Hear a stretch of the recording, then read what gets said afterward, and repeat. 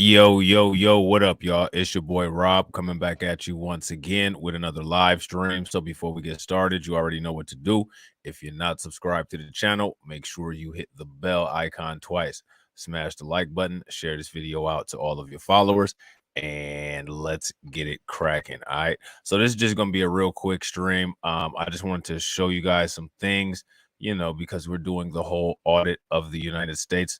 So Florida legislator just approved a budget. All right. They just approved a budget, and you will be surprised how much the amount of money is for that they just approved. All right. So that's what I'm going to be showing you guys here. All right. Florida lawmakers approve a $112 billion budget. That's a lot of money. You know what I mean? They don't have any money. That's a lot of money.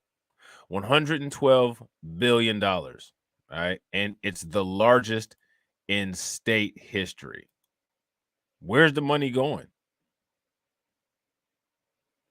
It's a good question. Let's check it out. Florida lawmakers on Monday approved a sprawling $112 billion spending plan for the upcoming fiscal year, the largest in state history. That includes a huge investment to increase the pay of state workers and contractors. All right. So we just talked about the raises today. All right. We just talked about the raises today and how the raises are affecting the economy. Now we got inflation, we have gas prices rising, we have food prices rising, we have all of these different prices rising. Yet they approved a $112.1 billion spending plan. All right. And what that's going to do is it's going to drive the taxes up a significant amount because you're going to have to recoup that money. Now, the thing that's really interesting is that when it comes to Florida, if I'm not mistaken, I don't think Florida has state taxes. I'm not sure. Somebody can correct me on that if I'm wrong. Now, key thing here, bipartisan approval. Bipartisan approval to this bill. Bipartisan approval of the spending plan marked the end of the annual legislative session, one that featured heated partisan and cultural clashes over a policy and a once-in-a-decade redrawing of lines for congressional and state legislative districts. Now, that's interesting because that is actually going to play a key role when it comes to the election. Hey, what's going on, Trotter Taz? What's up with you? We got Volvo True Love in the building. What up with it, Volvo? Yeah, I didn't think so. Thank you for clarifying that, bro. No state tax in Florida. Okay. All right. That's what's up. And we got Volvo in the house. What's good with it, Volvo? The budget cleared the Senate on a unanimous vote shortly after the House passed it on a 105-3 vote. So remember, this is important. And the reason why this is important is because the Democrats are always saying what it is that they can't do. But as we're looking at this stuff, again, this all has bipartisan support. So if it has bipartisan support, that means that they can do something. They're getting things done along with the Republicans. It's just interesting. They can't get anything done that we need to get done. Pay attention to that. Republican Representative Anthony Sabatini of Howey in the Hills, Democratic Representative Michael Greco of Miami Beach, and Democratic Representative Dottie Joseph of North Miami Beach voted against the budget in the House. 6 senators did not vote on the budget. I think you guys gave an enormous amount of good things this legislative season, Governor Ron DeSantis said at a press conference shortly after lawmakers adjourned. I'm really proud to see a lot of stuff come across the finish line. The governor's speech was interrupted by protesters who threw hundreds of fake $100 bills down on DeSantis and Republican legislative leaders while they held a press conference with dozens of attendees. "Stop funding corporations, fund our communities," protesters shouted as they were escorted away by security. DeSantis will have final say over how much the state spends on the 2022-2023 fiscal year. All right. Now, in my opinion, this is important because this money needs to be tracked. We need to pay attention to exactly how much money is spent and where this money goes. Now, we're about to get the breakdown. $12 million is going to relocate undocumented immigrants out of state. That's an interesting expenditure. We'll get to that. While he has not shied away from vetoing budget items in recent years, the budget is packed with nearly all of his priorities. All right. So Democrats, for whatever reason, they can't get anything done, but Ron DeSantis got this bill passed and it has all of his priorities. So many of the big ticket items are likely to remain intact. For instance, lawmakers included $200 million in federal relief dollars to supplement month-long cuts to state gas tax. All right. So this is one of the things that they're doing. They're trying to ease gas costs. What's good with it, Bronze? What's going on with you? They're trying to ease those gas costs. We talked about that just this morning. $10 million to reactivate the Florida State Guard with a force of up to 400 volunteers. Why are they? What's going on with that? Are they reactivating the State Guard to militarize the police? Like, what's the deal with that? That's the question. If you guys can, please make sure that you guys smash that like button. Also, make sure that you guys hit the bell and share the video out to all of your followers. All right.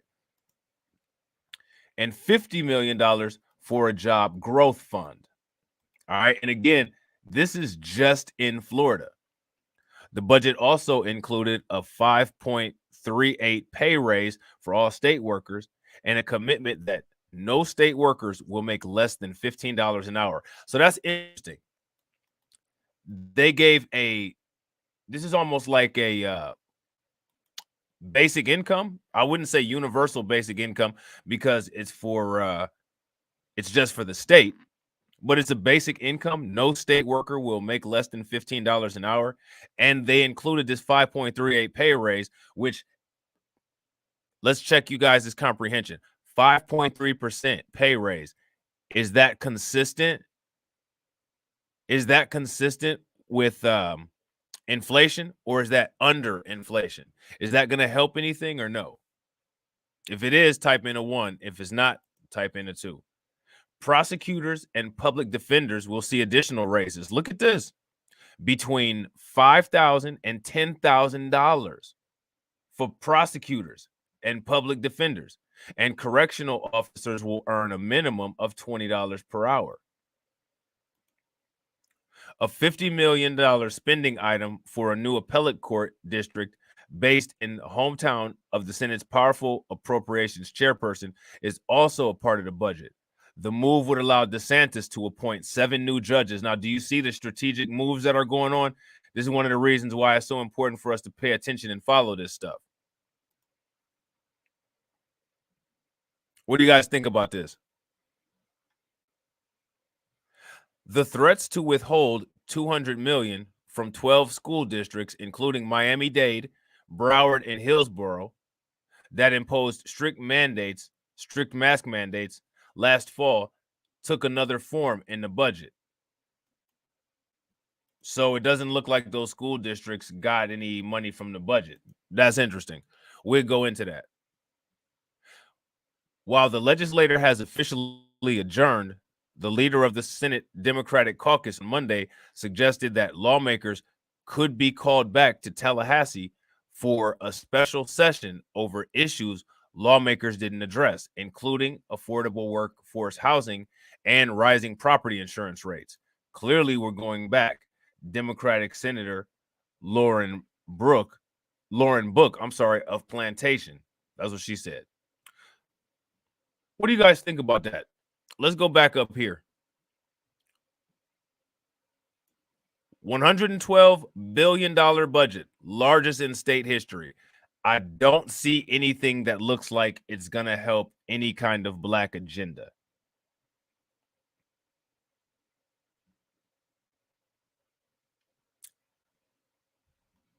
Is anybody surprised? Now, my question is, why is it that the Democrats can never seem to manage to be able to get any of this stuff done? And also, you guys, there is a link in the chat, in the comment section. Make sure you guys hit that link and smash the like button or smash the bell icon twice on that link. All right.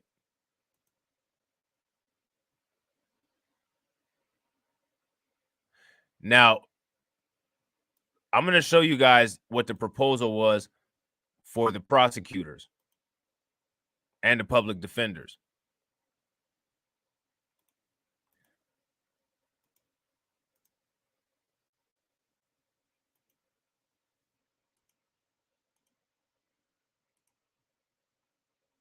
Prosecutors, public defenders to receive pay raises in July under proposed budget.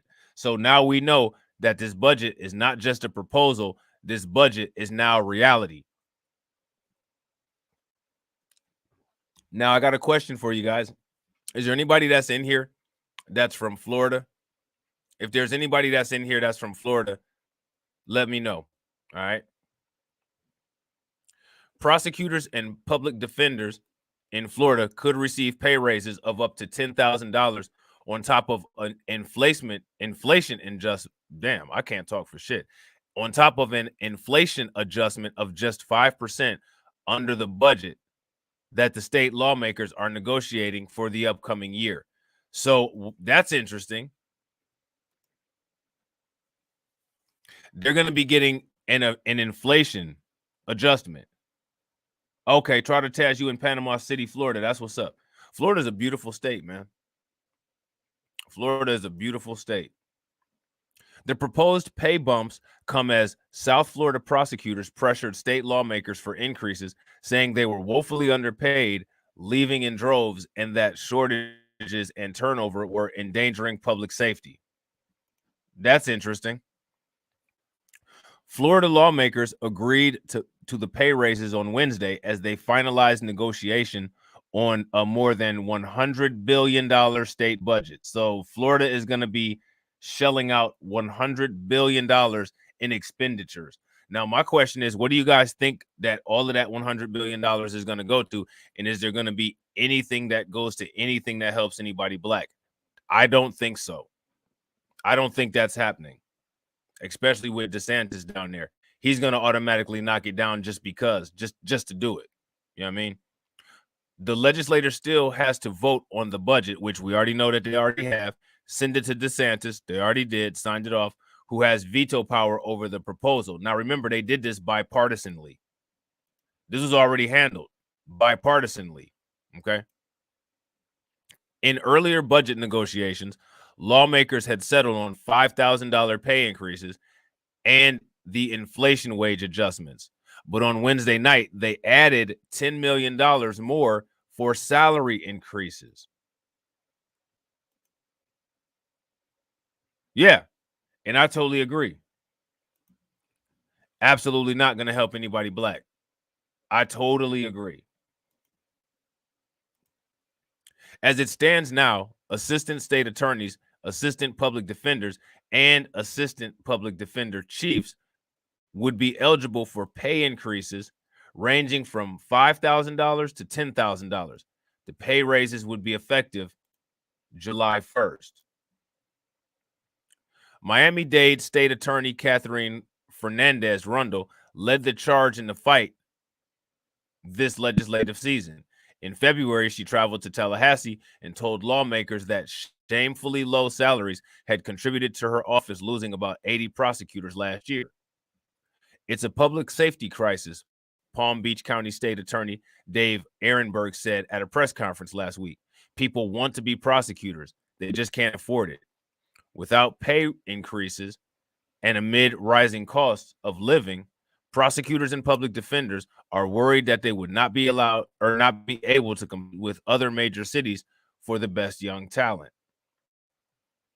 The legislator has heard our call regarding increasing salaries for SAO employees, and assuming nothing changes, our employees are set to receive what I believe may be unprecedented salary increases, Fernandez Rundle wrote. Now, what do you guys think about that? Like, as you guys can see here, they can get stuff through. You know what I'm saying? Like, this isn't crazy. This isn't something crazy. This isn't something out of the realm of normalcy. They can get things through. It's just interesting to pay attention to what they do get through and what they don't get through, who they listen to versus who they don't listen to. Miami-Dade public defender Carlos J. Martinez also shared the news with his staff and said the pay raises lawmakers plan to include in the budget are historic. Everything is at a historic high. That budget that they passed, historic high. Inflation, historic high. Gas prices, historic high. Everything is at a historic high. They can get stuff through. Why is it that the Democrats cannot? That's the question that I have for you guys. Why can't the Democrats get anything through? That's the question. I've been with the office for almost 32 years and lobbying in Tallahassee for more than 25 years. Prior to this session, we had never achieved across the board raises at this level, he said. And I mean, at a time like this, during the inflation, here it is. What's good with the FU2? In his email, Martinez vowed to work for further increases the salaries of staff support for the next fiscal year. All right. So, I mean, they're going to get $5,000 to $10,000 raises. All right. So that's where money is going in Florida.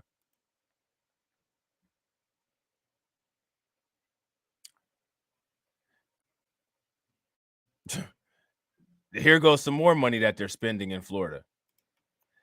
Make sure that you guys keep track of these amounts. You know what I'm saying? What do you guys think about that? Florida lawmakers want a $50 million courthouses and more judges. A $50 million courthouse. What do they need that for? Now, see, I don't know. I'm not from Florida.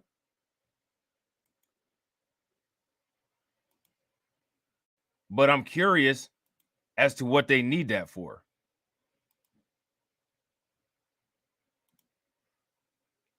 What do they need a $50 million courthouse for?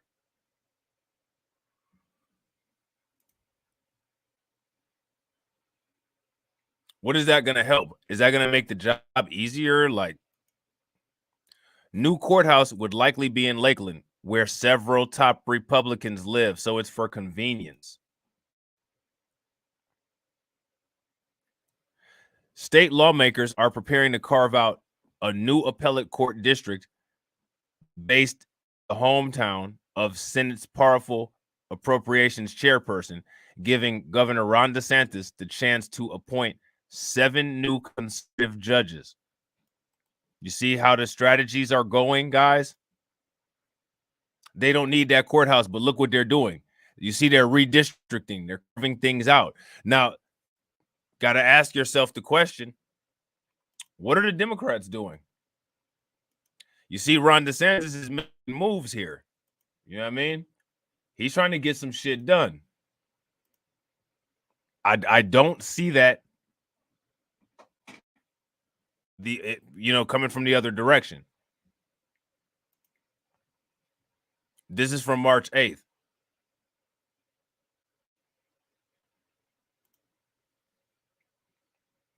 What do you guys think?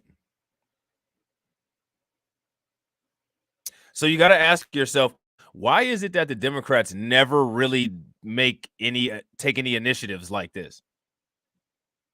You see, he's using this to redistrict because he wants to install in 7 more judges. You see how he's using the the moves. You see how he's using the strategy to be able to not only redistrict so that he can have a better opportunity of getting objectives passed, but so that they can keep their power and expand it. Where is the mirroring strategy at? That's the question. Where's it at?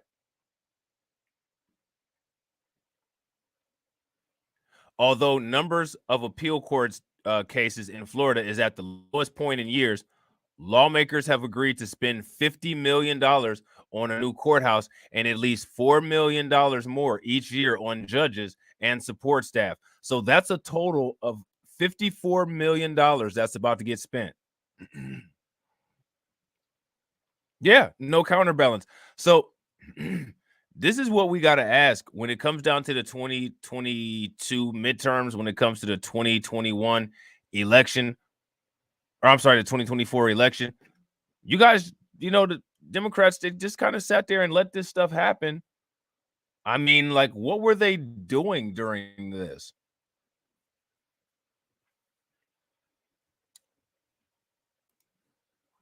Because the Republican Party are on the same page. The Dems, you have 4 different Democrats. That's facts. You guys agree with Volvo? If you guys agree with Volvo, type in a 1. If you disagree, type in a 2. Appellate judges themselves say a new district is not needed, but proponents of the plan argue that adding a district will increase public confidence and provide Jacksonville better representation on the bench. Now, take a look, because these are the maps. Okay. The new court district and its 7 judges appointed by Ron DeSantis. You see, by redistricting, Ron DeSantis is going to be able to appoint 7 new judges. That's going to make, and he's going to appoint all conservative judges. That's going to make conservatives much stronger in Florida and not do too much for Democrats. We got my man TD Hip Hop Media in the building with the membership. Appreciate it, TD Hip Hop Media. TD Hip Hop Media just dropped a new video. Make sure if you guys are not subscribed to his channel, y'all go over there, smash that like button, hit that bell, and check out that brand new video that my man just dropped. You know what I'm saying? So everybody drop some emojis for my man TD Hip Hop Media. So DeSantis is trying to carve out Florida. You see on this map here? And that way, how it's carved out, he'll be able to get 7 new judges. Now, I got a question for you guys. What is 7 new judges gonna do for conservative power in Florida? The Dems and Republicans play off one another. They are the same. They quietly agree with the Republicans. They just aren't as loud, and it's purposely that way. I agree. I totally agree. You know what I mean? It's just interesting to watch. You know what I'm saying? Now, here's my question, guys. This is what the question has got to be. What is going on with the Democrats? What is the answer to this? What is the counterbalance? What is their strategy? I guarantee you there isn't one. But they're going to give us every reason. It's not going to be a legitimate reason, but every reason why we should vote for them. There's more reasons not to vote for them than more reasons to vote for them. Okay. Under a deal agreed to on Tuesday, the new courthouse will be in Lakeland, the hometown of Senate Appropriations Chairperson Kelly Stargell and her husband, John Stargell, an appellate court judge who lives 35 miles from the new courthouse in St. Petersburg. It will be named after the late appellate court judge, Oliver L. Green. That is in part because the deal has powerful supporters. As head of Appropriations Committee, Stargell has considerable power over crafting the state budget. Now, you see how these strategic moves work? The idea has also been endorsed by Florida Supreme Court Chief Justice Charles Kennedy, who is also from Lakeland and whose wife Jennifer is running for the House of Representatives as a Republican representing the area. You see how this works? This is like a for real political or social club. You know what I mean? TD says, also, this gives Democrats their new boogeyman that we have to fear. And to defeat him, we'll have to vote blue no matter who. Facts. And that's exactly how they're going to advertise it. That's literally exactly how they're going to advertise it. Lakeland used to be the site of the 2nd District Courthouse, but fell into despair and was closed in 2016. Nearly all the court's business is being held in a rented space near downtown Tampa. Last year, House Speaker Chris Sprouls, Republican Palm Harbor, all but promised that Stargell would get her courthouse. Last legislative season, Sprouls and Stargell had a rare intra-party clash over a new $50 million courthouse for the 2nd District Court of Appeal.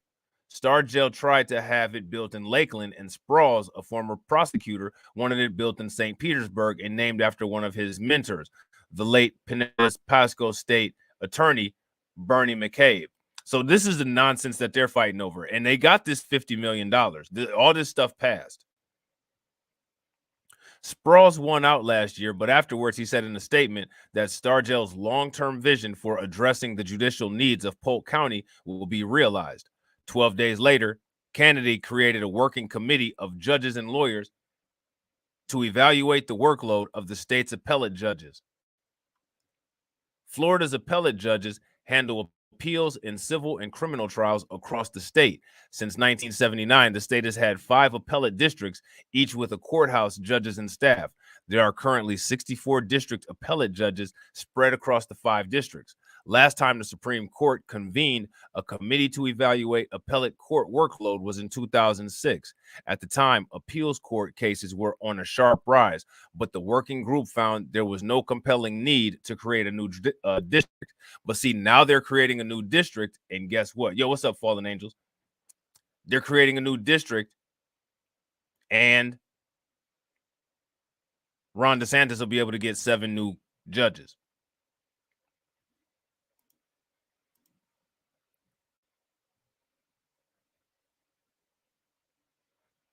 When the Supreme Court's working group met last year, appeals were in sharp decline. Since the 2011-2012 fiscal year, criminal appeal cases have fallen 30%, while civil cases have dropped 19% between 2014 and 2015 and 2018 and 2019, according to the working group's final report. Despite the numbers, a majority of members on the working group recommended creating at least one more new district.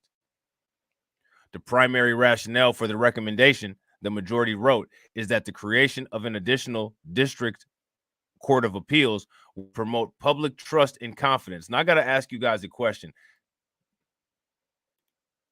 Is a new court going to promote public trust and confidence? I don't think so. I think it's going to give these people nicer and cleaner office spaces to work with. What do you guys think?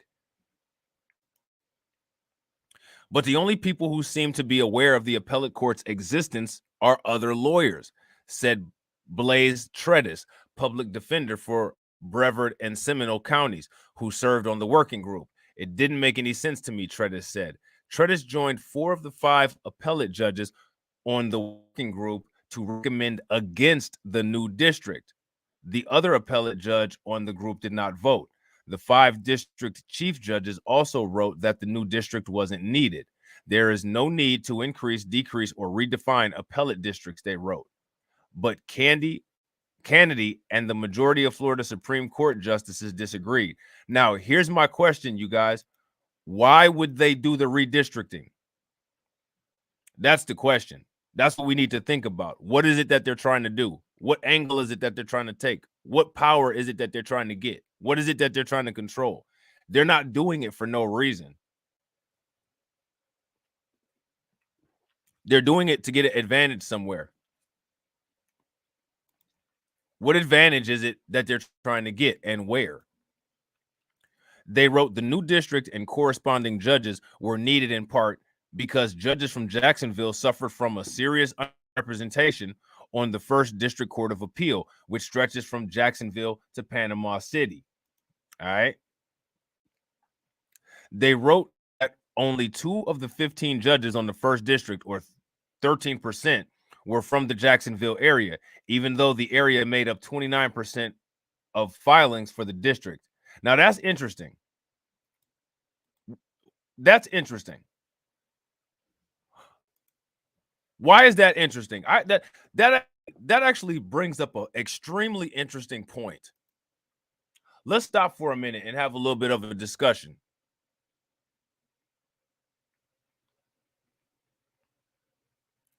I'm going to read this paragraph again. They wrote that only 2 of the 15 judges on the First District, or 13%, were from the Jacksonville area, even though the area made up 29% of filings for the district. What do you guys see there? You know what I see? What they're saying here is that at 13%, you don't have adequate representation. What up with it, DJ Elmo? Now think about that. At 13%, you don't have adequate representation. What percentage of the population do we make up? So on one hand, most of these people that are part of this party tell us to shut up and pull ourselves up by the bootstraps and everything is all good, yada, yada, yada, yiddy, yiddy, yiddy, he, ha, ha, ha, right? But now they're at the same percentage. They're at the same percentage as us, 13%. And they're whining and needing a redistricting. So what they're saying effectively, at 13%, you're underrepresented and you need special accommodation. You guys agree with me or do you disagree? If you agree, type in a 1. If you disagree, type in a 2. That's what I'm getting out of this. I'm going to read this paragraph again so that we're all on the same page. They wrote that only 2 of the 15 judges on the First District, or 13%, were from the Jacksonville area, even though the area made up 29% of filings for the district. Even more striking, they added, the Jacksonville area made up 37.5% of the population in the district.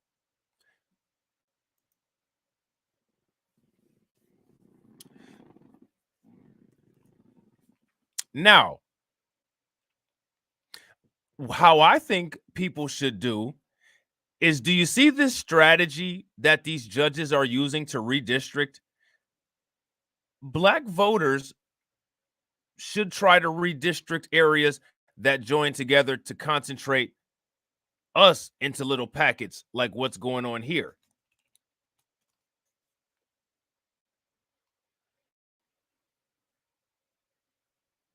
That way, you'll be able to have a weighted average vote, and your vote will have an influence over a larger square mile area, because that's what they're doing.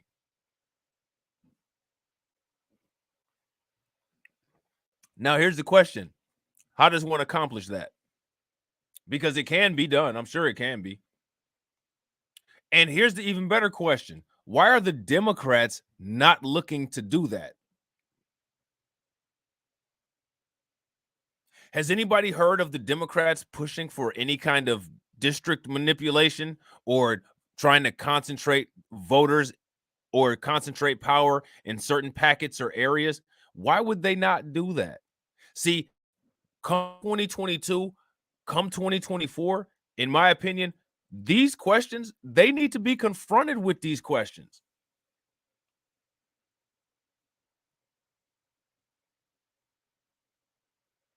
They should not get away with letting this stuff go unanswered.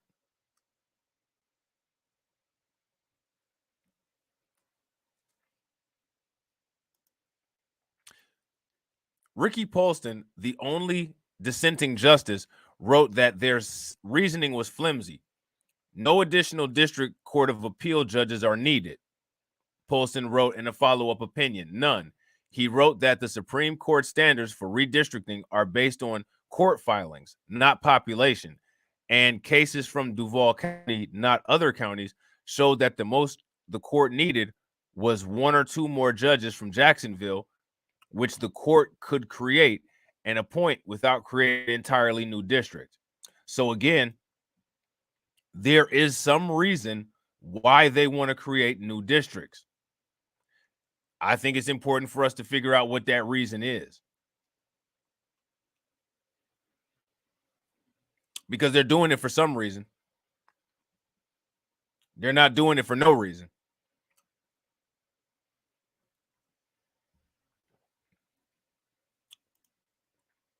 Polston also noted that judicial rules require the justices to consider less disruptive adjustments. Creating an entirely new district is analogous to rebuilding a ship for what should be swapping out a couple of deck chairs at most, he wrote. And Polston wrote the problem with the lack of Jacksonville judges was because the governor had not chosen them for the court, something out of the court's control. The Supreme Court endorsement provided the impetus for the legislature to fund a new appellate district this year. They want a new district. House Bill 7027 has already passed the House, and the details are up to negotiation between the House and the Senate. Now, I don't know what House Bill 7027 is, but I guess we can look at it and find out. Let's check this and see what it is. What up with it, Ash Kiro? Let's see what it is. House Bill 7027. You guys able to see it? The judicial branch. The judicial branch. Look at this. All right. This is what it is. The judicial branch creates a 6th appellate district, revises provisions related to the Florida Gaming Control Commission, Office of Criminal Conflict and Civil Regional Counsel, county court judges, district court of appeal judges, Office of Judges of Compensation Claims, reallocation of judges, and Judicial Nominating Commission. So let me see here. That's where we are. And I think they said it went through, if I'm not mistaken. Yeah. They said that it went through already. If you guys haven't smashed the like button, please make sure you guys hit that like button. House Bill 7027, which we just read, has already passed the House, and the details are up to negotiations between the House and the Senate. Both chambers have already agreed on $50 million for a new courthouse. $50 million for a new courthouse, guys, just like that. What do you guys think about that?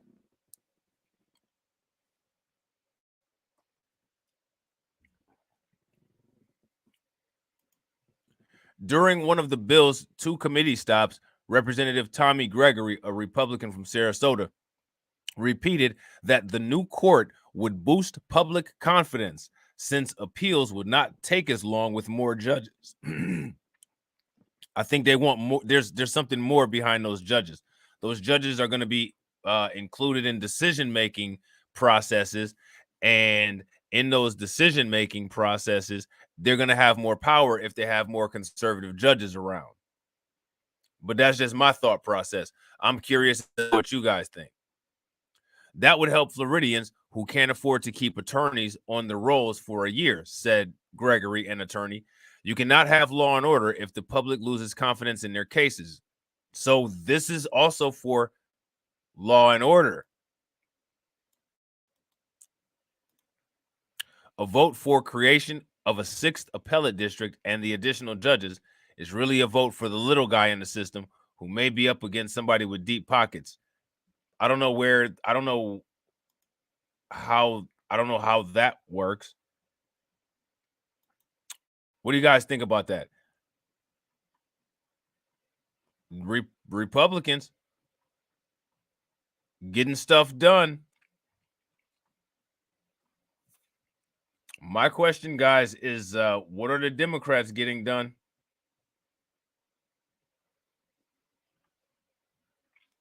What's the counter move to this? Is there one?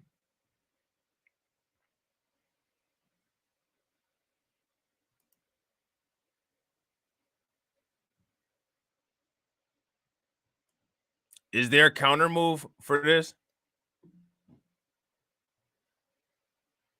This sounds like they're planning gentrification. Law and order is a key word. I agree. So these are the questions that we need to ask. And we also need to keep a running tally of all of the money that Republicans get for Republican initiatives. And we need to take that dollar amount to Democrats. And we need to ask Democrats, out of this amount of money that Republicans got, how much money did you all get? And out of that amount of money, how much of it was put towards grassroots Black political objectives? Do you guys think that that's a fair question? I think that that's a fair question. I don't think there's anything wrong with asking that. I think that asking that question is well within our rights. I think that is something that actually we're probably obligated to do. Raises for state workers. Highlight record spending budget approved by legislator. Remember, this was approved bipartisanly. We have record amounts of money being spent.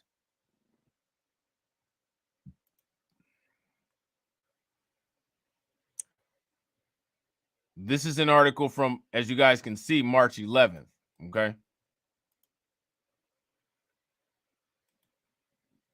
And if you guys haven't hit that link in the comment section, please make sure you guys hit that link.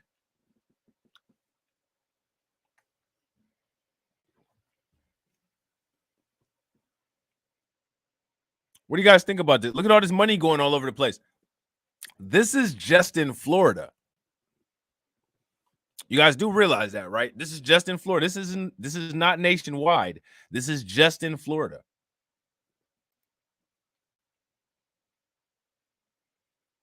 In what would be by far the largest budget in state history, legislators on Thursday released a record $112.1 billion spending plan for the upcoming fiscal year that includes more than $1 billion in pay raises for state workers and contractors. What's your thoughts?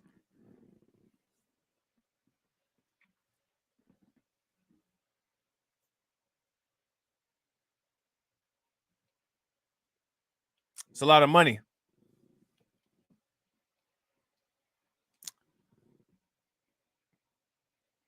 That's a lot of money.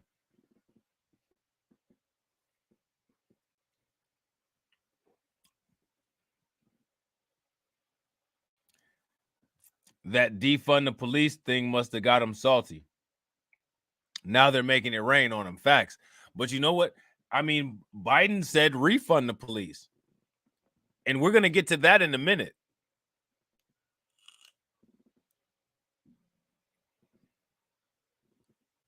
So there's all of this money in Florida going out on all of these pay raises.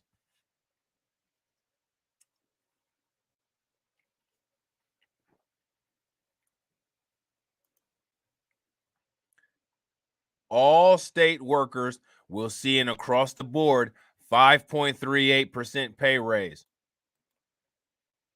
Remember, we talked about this when we were talking about the economy this morning?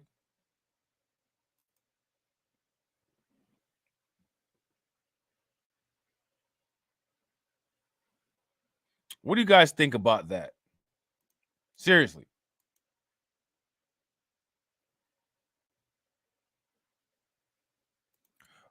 What do you guys think about that? Dems have made it clear they wish to replace black voter base with white Hispanics and Asians. Sounds to me they may be targeting white Hispanics to move in. Sounds like you got a good point. Now let's check out this money grab here. And remember, we're auditing this. So guys, we got to make sure that we keep track of all of this money. And then once we keep track of all of this money, we got to keep track of how any economic indicators improved for Black people. And this is what I'm saying. The reason why we're doing this,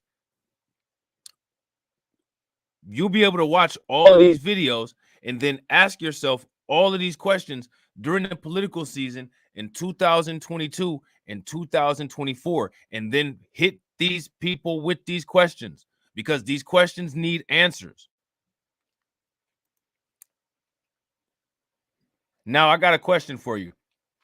What is 5.38% of a pay raise going to do when inflation is 8%?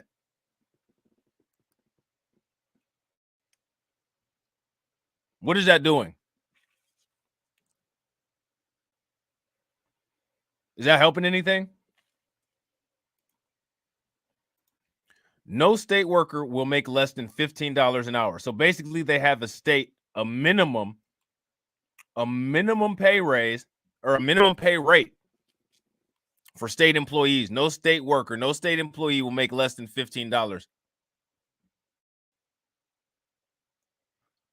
And teachers, bus drivers, workers in state contracted nursing homes, and Medicaid contractors will all see their pay start at $15 an hour. While lawmakers have been mired in grueling emotional fights over abortion and other hot button topics during this year's legislative session, their proposed budget received little criticism. So that means that pay attention to that. That means that the Democrats were well aware of what was going on, and guess what they did?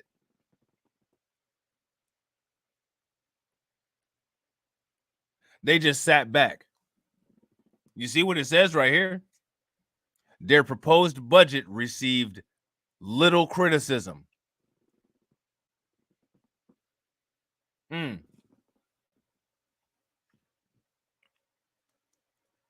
I agree. Wage raise, absolutely nothing. In fact, it's like a pay cut. Yeah. It's like a pay cut.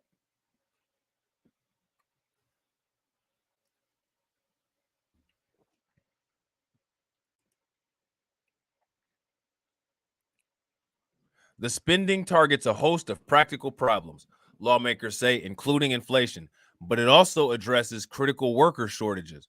Lawmakers' proposal for school spending is one of the largest ever, and the Florida Education Association, which represents teachers, called it a real step forward. Prosecutors will see raises between $5,000 and $10,000, and correction officers would start at $20 per hour. What do you guys think about that? This is a budget that will serve our state for generations to come. See, this is what I'm talking about. Generations. They've got this locked in, and they know exactly who's going to benefit from it and how long they're going to benefit from it.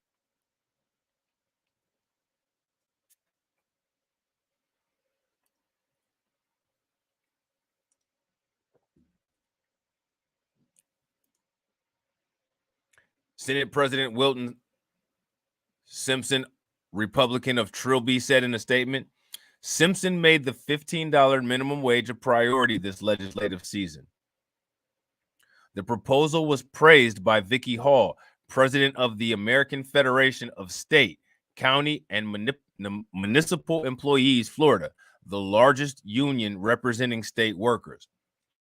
These historic increases to starting pay and significant across-the-board pay raises are well-deserved and much appreciated, Hall said in a statement. Ultimately, Governor Ron DeSantis will have final say over how much the state spends in the 2022-23 fiscal year. In December, he proposed a $99.7 billion budget, but in reality, it was at least $2 billion higher. He should be pleased. Lawmakers funded nearly all of his priorities. Now remember, bipartisan. Bipartisan. They're proposing $200 million in federal relief dollars to supplement a month-long cut to the state's gas tax in October.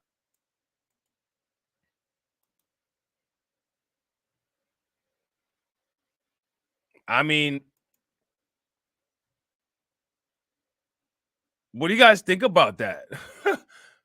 DeSantis's wish for $50 million for a job growth grant fund was approved. So was $12 million to transport undocumented immigrants out of state, and $10 million to reactivate the Florida State Guard to supplement the state's National Guard. To transport undocumented immigrants out of the state.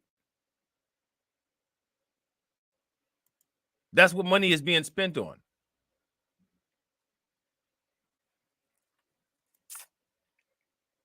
This is a record amount of spending.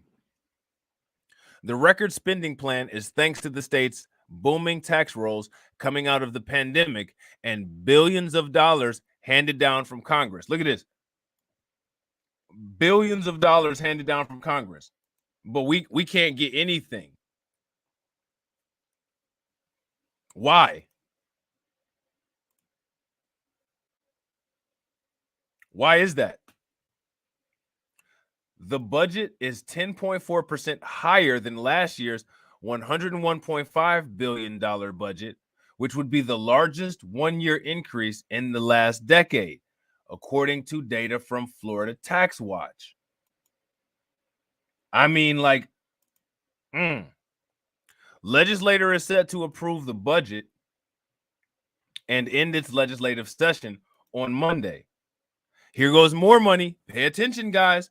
Lawmakers have assigned $3.5 billion in federal dollars for various projects in the next fiscal year starting July 1st, with the biggest piece, about $1.4 billion, going to construction and maintenance for the state's colleges and universities. Now, if I'm not mistaken, TD Hip Hop Media's video that he did today was about the HBCUs. This is just for, colleges in general.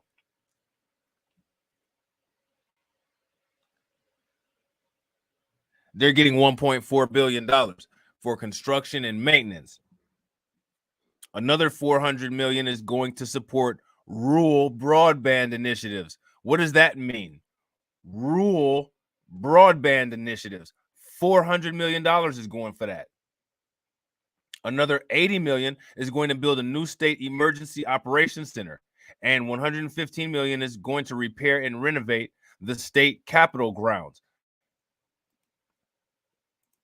There's a lot of money being thrown around here, and not many of us are catching any of those dollar bills, guys.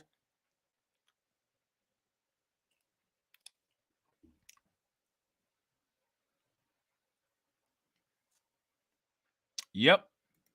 Yeah, I did that. That was a while ago, I think. Yeah. Yep.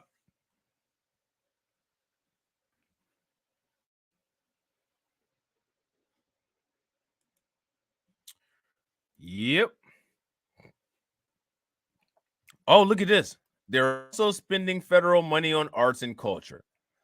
$30 million for African American cultural historical grants. Now, that sounds good, right? What in the hell is it?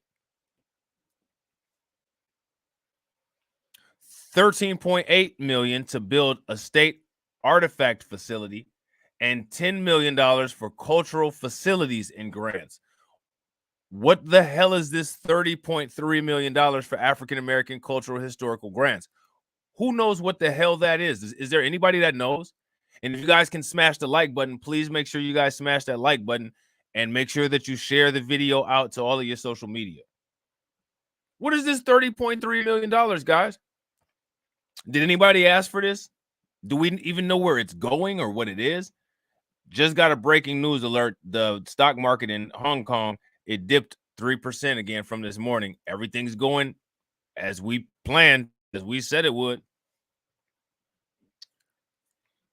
Nearly $9 billion would be held in reserves, with another $1 billion held in an inflation fund to offset any increased costs for state projects. Environmental money, a mixed bag. The budget deal uses $800 million in federal funding for environmental spending, including $300 million to allow the Department of Agriculture to expand the Rural and Family Lands Protection Program. Who knows what the hell this is? Is there anybody that knows what this is? Does anybody know what any of this stuff is? That would bring the program from one that was not funded at all this year to one of the largest land buying programs in the state. So what this is a land buying program.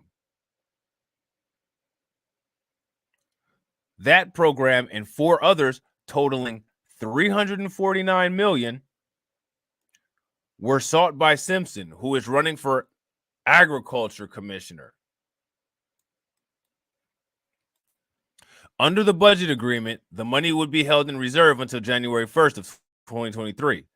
Halfway through the fiscal year and the next commissioner takes office.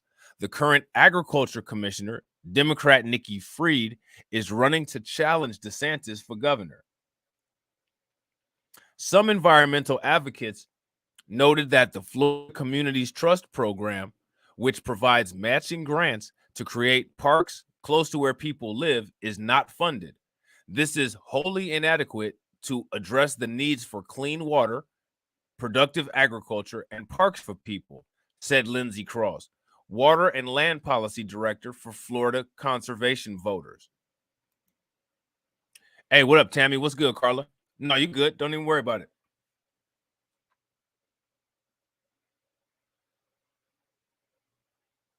What do you guys think about all this money going all over the place? This is a lot of damn money.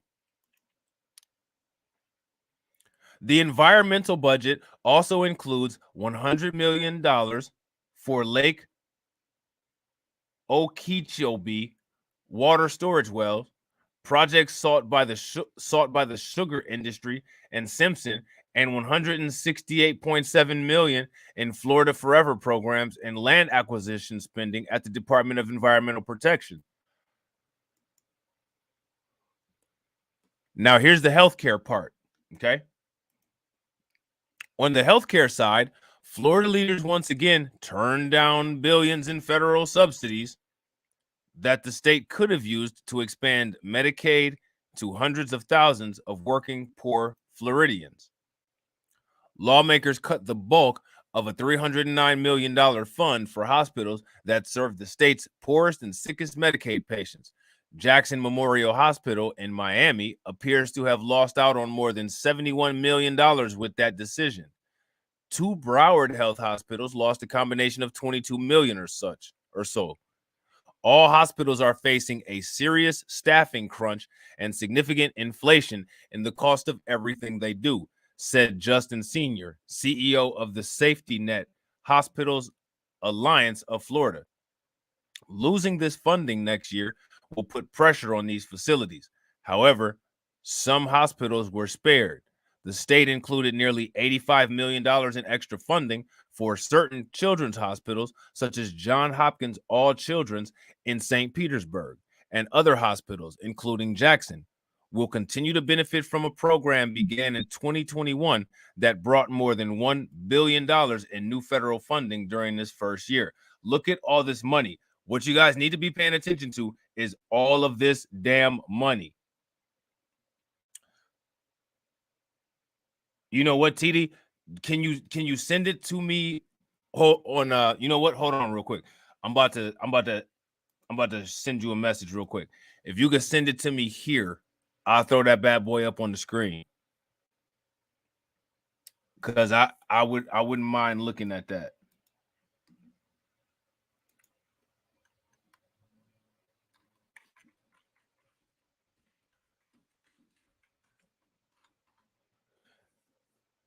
All right, bro. I just sent you a message. If you could send it to there, that would be great. And I'll pull it up. Nursing homes got more than $200 million that must be spent on raising staff wages to $15 an hour. So remember, they put a minimum, a state minimum for state pay, but this isn't a state minimum. That's for state employees. What's good with it, Mind Games? That could prove a big boost for many nursing home caregivers who make the state's minimum wage of $10 per hour. And I'm gonna tell you something, man. CNAs making $10 an hour is insane. If there's people that are working as CNAs in the state of Florida and you're only making $10 an hour, you're you're overworking and being underpaid. You need to go find another job because that's ridiculous. In a session in which the majority generally inflicted pain or ignored the needs of working Floridians, caregivers, and the elderly, this budget provision was a considerable slice of relief, said Dale Earwart, executive vice president of 1199 Service Employee International Union in Florida, the union representing more than 24,000 active and retired caregivers across the state. House Speaker Chris Sprouls, Republican of Palm Harbor, fought for initiatives aimed at strengthening the fatherhood in Florida. The healthcare budget funds two of those programs to the tune of more than $36 million. Simpson prioritized more than $700 million in funding for a new Moffitt Cancer Center campus and related infrastructure in Pasco County. The budget includes that money as well as $2 million for long-acting reversible birth control for low-income women, another Simpson priority. A similar program was vetoed by DeSantis last year. What do you guys think about all this money going out? What up, Abby? This is a lot of money going out.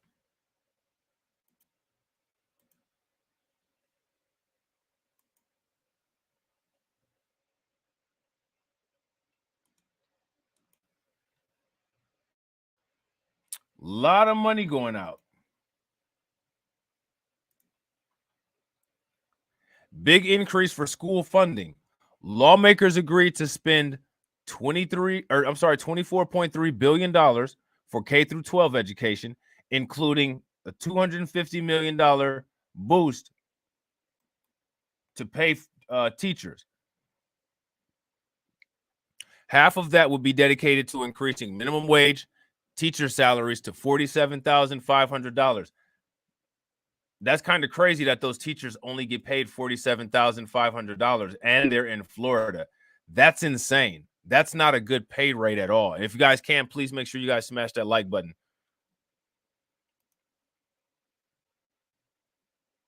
The other half is meant to boost the pay for veteran educators who already make above the base salary. We've had teachers who haven't had funds in many years because of the downturn that we've had. So we put money in hoping that we can retain quality teachers. I think that is going to help our state as a whole, said Senate Appropriations Chairperson Kelly Stargell, Republican, Lakeland. In total, lawmakers are setting aside $800 million for teacher pay, a nearly 50% increase from the current year's budget. When asked if there was concern about keeping up with the funding in the future, Stargell said it was a priority to fund that issue. It's a lot of money going out. A lot of money going out, guys.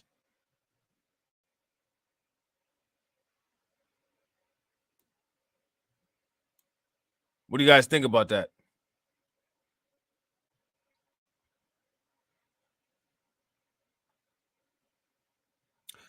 I'm going to show you guys something real quick. This is interesting. They had this website here. I did. Oh, you didn't get it? You didn't get a message? All right, hold on real quick. Let me see.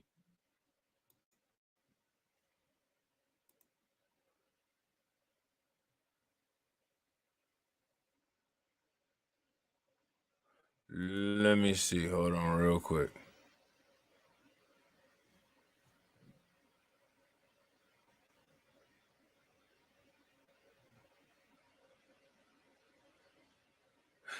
Let me see.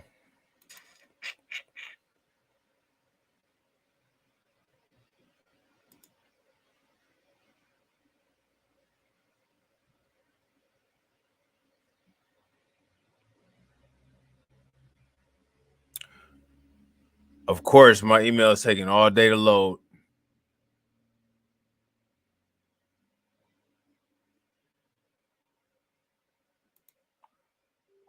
Oh, wait a minute. Wait a minute. Hold on. Here we go. Here we go.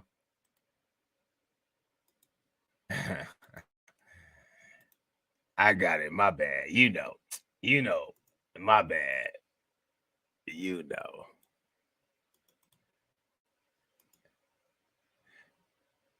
All right, let's see. Let's pull this up real quick. All right, so check this out. Here it is right here.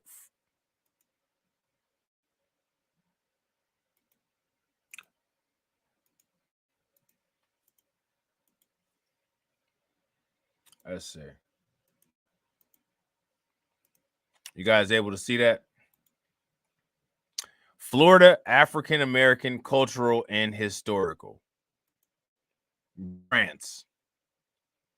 African American Cultural and Historical Grants.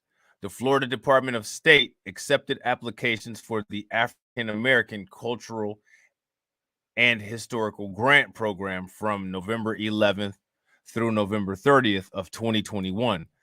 The grant panel meeting was held in Tallahassee on February 22nd through 24th of 2022. This is the program's description. The purpose of this grant program is to provide funding for construction projects at facilities in Florida that highlight the contributions, culture, or history of African Americans. Now, I got a question for anybody that lives in Florida. Where would that be, and what buildings would those be in? And like, what are we talking about?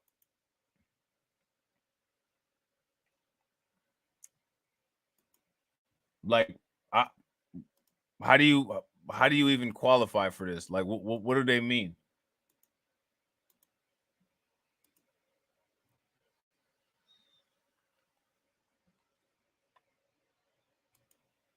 Priority shall not be given for, but is not limited to, products that encourage design or construction of a new facility or the renovating of an existing facility in an area with great cultural significance in which no facility exists. What kind of facility?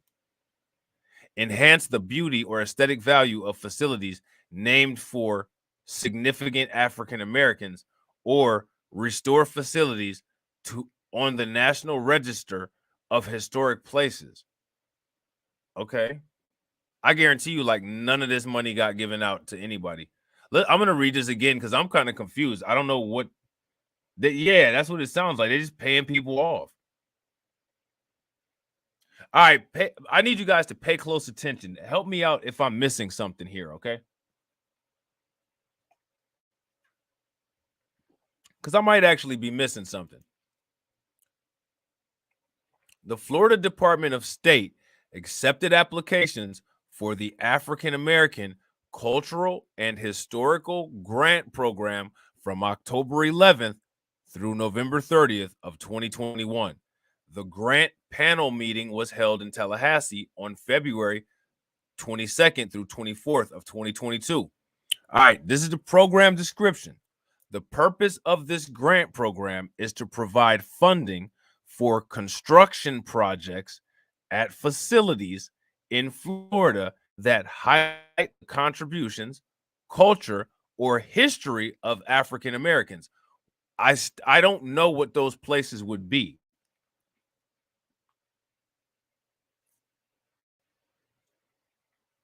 Does anybody have any idea what these places would be? Yeah, I totally agree. We should audit those companies that got these grants and contracts. Somehow I consider many are friends with the politicians in Florida. Sounds about right.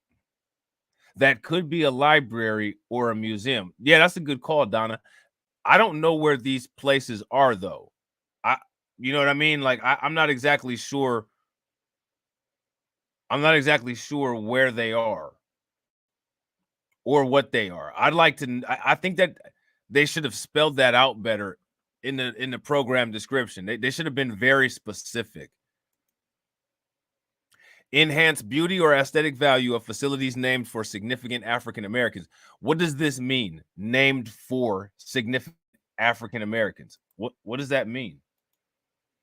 Or restore facilities on the National Register of Historic Places. Okay.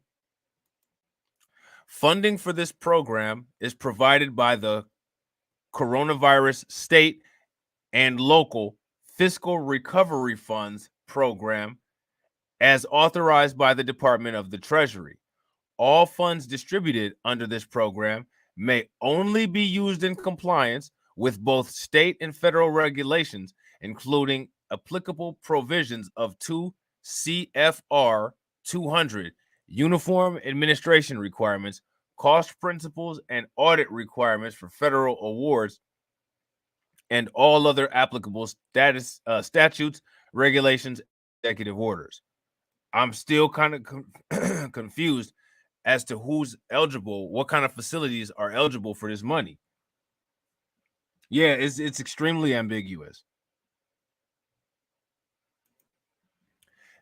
Eligible applicant organizations are either a public entity or an active Florida nonprofit.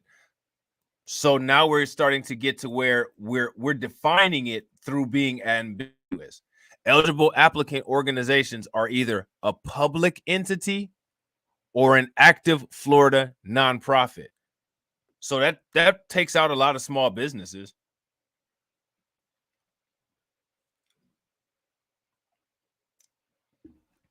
That cuts out a lot of small businesses. Now here, award amount and match requirements. Maximum award amount. Applicant organizations may request up to $500,000 or up to $1 million with 50% matching funds from other sources. There is no minimum request amount. Match requirement. There is no match requirement for grant funding requests up to $500,000. All applicants must provide, look at this.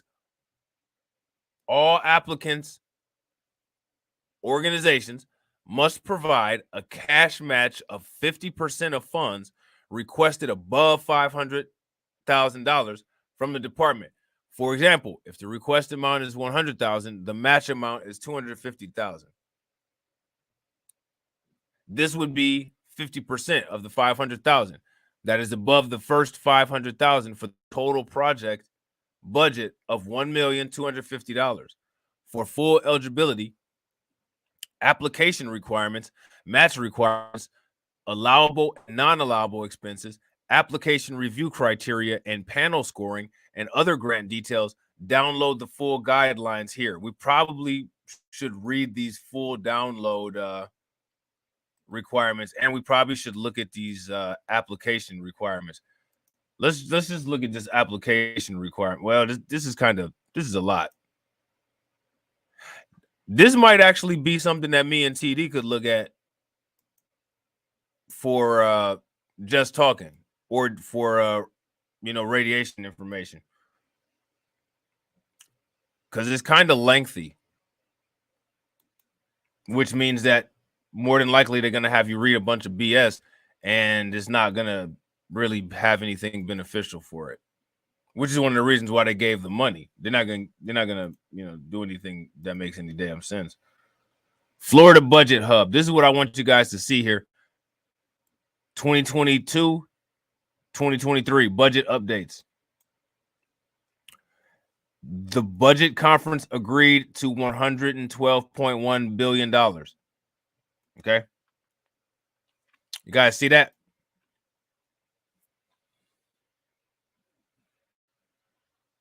House and Senate budget proposals are $3.3 billion apart.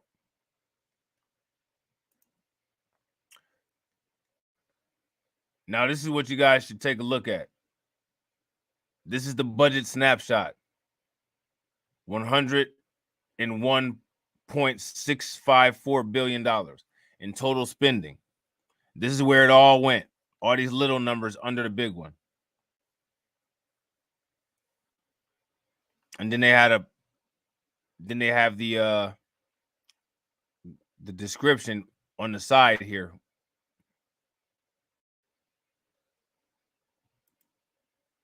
See?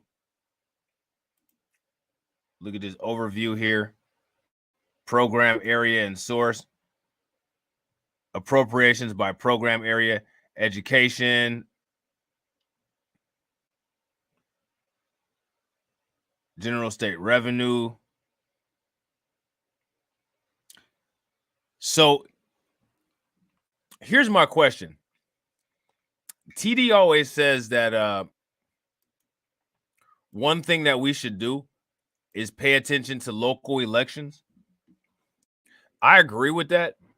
My question is, when is the last time anyone tried to get any money through the state?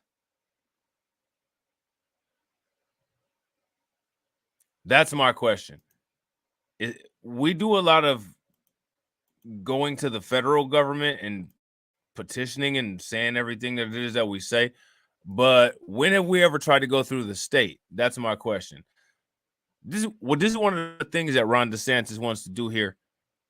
6 months without gas tax. Legislator is giving him and us one.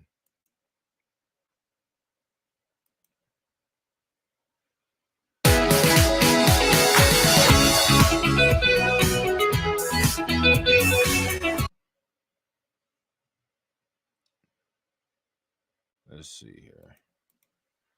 So they don't say too much. Yeah, I don't know why.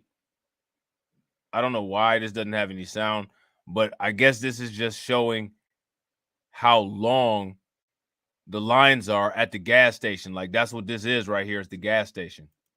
That's how long the line is. Look, that's crazy.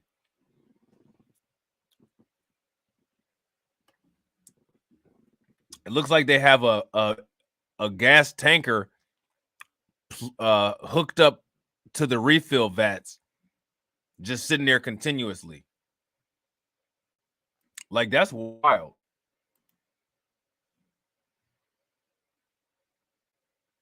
It's hard to control security in the cloud. With Sysdig, you can detect vulnerabilities. Look at this. Police patrolling the line at the gas station.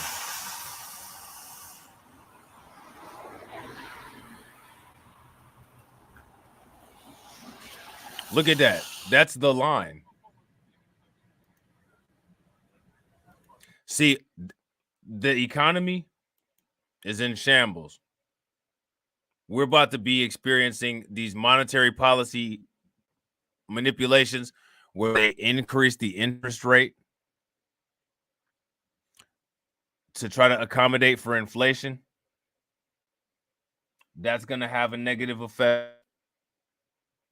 Florida will suspend collection of its gas tax in October, saving motorists about 27 cents for every gallon of fuel that they buy. I mean, that's not really very significant. The decision was made on Wednesday in the final days of this year's legislative session. The state will fill the projected $200 million revenue shortfall with federal coronavirus stimulus dollars. That's interesting how they move that money around, isn't it?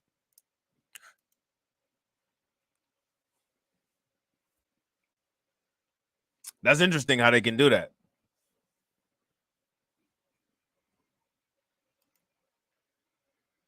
The proposal was announced as lawmakers are putting the finishing touches on the state budget, which is scheduled to be finalized and sent to DeSantis next week. And we already know that that's already been done. Despite record gas prices currently, state lawmakers are choosing to wait until October, they said, because it's one of the months when the state has the fewest tourists. Our goal was to make sure Floridians are able to have as much access to the $200 million reduction, the House Budget's leader, Republican Jay Trumbull of Panama City, said on Wednesday. It's also the month when Floridians will start voting for the November election, when Governor Ron DeSantis and Senate President Wilton Simpson will be on the ballot. Simpson is running to become the agriculture commissioner. Then DeSantis had asked lawmakers to use $1 billion in federal money to waive the gas tax for about 6 months this year, but Simpson and the House Speaker, Chris Sprouls, were lukewarm on the idea, noting it would benefit tourists. I've had several people come to me about tax relief, she said. Just because he proposed it first, or the House proposed it first, or the Senate, doesn't mean it's not a monopoly on the idea. We all are hearing the same thing from all people all over the state of Florida. Stargell added that Monday and October are the months with the fewest tourists. It had nothing to do with the elections, she said. On Wednesday, the price of gas nationally was $4.25, tying last week's record, according to AAA, and prices are expected to rise. Now let's flip into economic mode. What do we keep hearing about the gas prices? We keep hearing that they're expected to rise, which means, again, that we still have time where we can make a little bit of money. If they're going to continue to rise, more than likely commodities are going to continue to rise.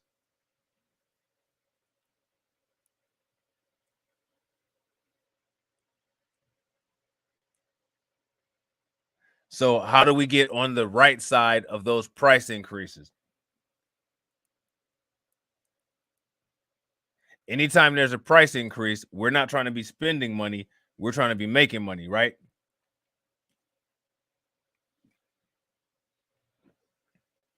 How can we be on the good side of those price raises?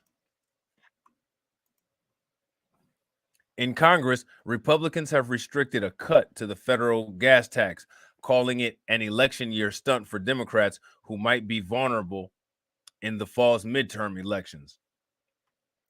It's a desperate cry for help. I think the Democrats, realize they're on the wrong side of the energy issue. Now, I might have to agree with that comment. If you guys agree with that comment, type in a 1. If you disagree, type in a 2. The wrong side of the inflation issue. Senate Minority Whip John Tuhune, RSD, told reporters in the Capitol last month, according to NBC.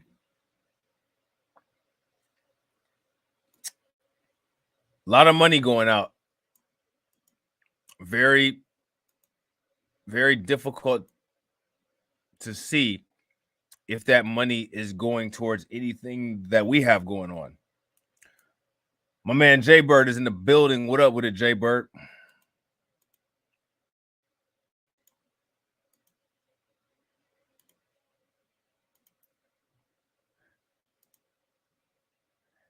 Now, Florida's got a new immigration policy. What it does and doesn't do.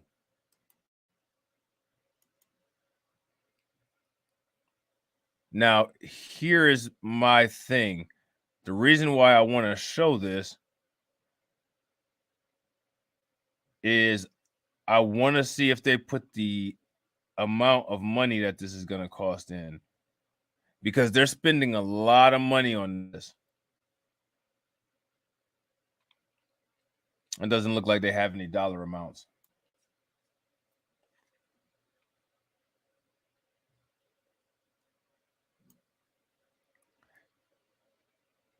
This immigration bill, this is a plan to send people back. and they took money from the state budget to do it. Yeah, this is a wealth transfer from taxpayers to a few corrupt politicians and companies.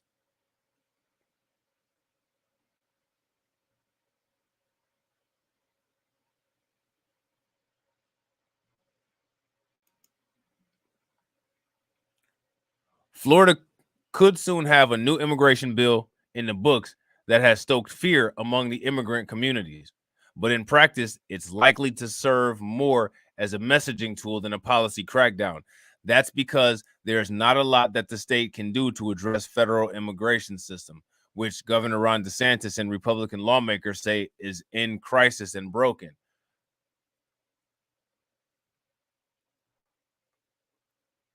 But some of the few things the state can do are included in an immigration bill that the Republican-dominated legislature approved on Wednesday and sent to the desk of DeSantis, who is expected to sign the measure after asking for it. All right, so this is something that DeSantis asked for. Whether it will have an impact in Florida communities, many of them with immigrant-rich populations, remains to be seen.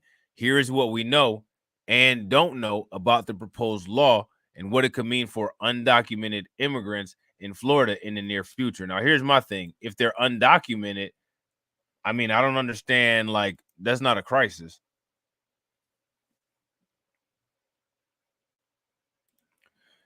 TD said, it just dawned on me, if Florida wants to preserve African-American historical landmarks, why not just do it themselves? Why are they handing out grant money when they can just do it themselves? Exactly. Great point. Because I think that they're handing out that grant money to certain people for a certain reason. Or they're just making that up so that that money sits there and so that they can reroute it again, just like how they rerouted that COVID money. And if you guys haven't already smashed the like button, please make sure that you guys do that. Much of the debate over the immigration proposal has focused on the transportation of undocumented immigrants into Florida and whether the resettlement of unaccompanied minors, refugees, and asylum seekers would be disrupted. Local and state government entities would be barred from doing business with companies that transport unauthorized aliens into Florida unless they are transporting them to facilitate the detention, removal, or departure of the person from this state or the United States.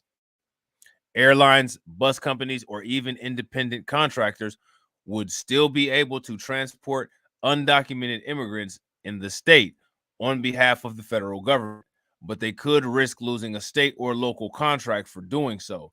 So far, the state has not identified any state contractors that could be impacted. It remains unclear how transportation companies would be able to identify passengers who are unauthorized aliens. But when companies contract with a state or local entity, they would be required to attest that they are not willfully providing and will not willfully provide any services during the contract term. In addition to this bill, questions about the resettlement of undocumented immigrants in Florida have been raised in other proposals DeSantis and lawmakers are considering. Florida Department of Transportation officials may soon be able to tap into a $12 million pot of money to contract with private companies to relocate unlawful migrants out of the state. What do you guys think about that? Let's pause for a minute and let that part right there marinate. What do you guys think about that? Florida Department of Transportation officials may soon be able to tap into a $12 million pot of money to contract with private companies to relocate unlawful migrants out of the state. What do you guys think about that? Interesting, huh? That's an interesting priority. Florida shelters are likely to soon face new state restrictions on the number of unaccompanied minors they are able to take on behalf of the federal government under a proposed rule pushed by the State Department of Children and Families. Faith leaders from across the state, including Miami Archbishop Thomas Winsky, have slammed the immigration proposals and worry that if proposed, it will be harder for them to provide services to migrant children. The administration rule under consideration is estimated to cost millions of dollars to shelters, many of them run by faith organizations.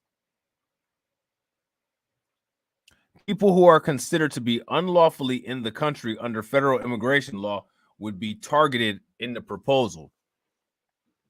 While GOP legislators say that the definition does not include unaccompanied minors, immigration attorneys say it would because unaccompanied migrant children have no lawful status under federal immigration law. I mean, that they probably need to follow the rules to get in. What do you guys think about this?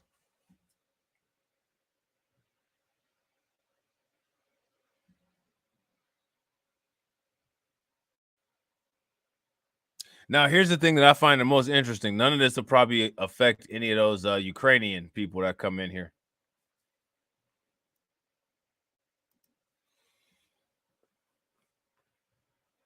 People who have been granted temporary protected status.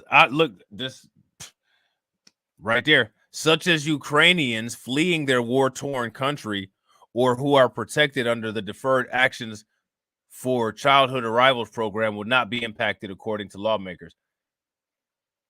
So what did we talk about as far as Ukrainians go earlier?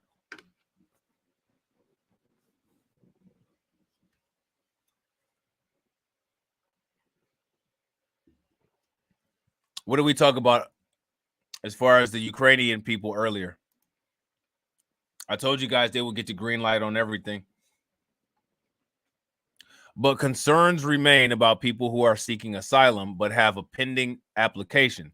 Under federal immigration law, they fall under the category of unauthorized alien unless they receive a work authorization card or are pending approval of their asylum status, immigration attorneys say. Will Florida law enforcement have new responsibilities?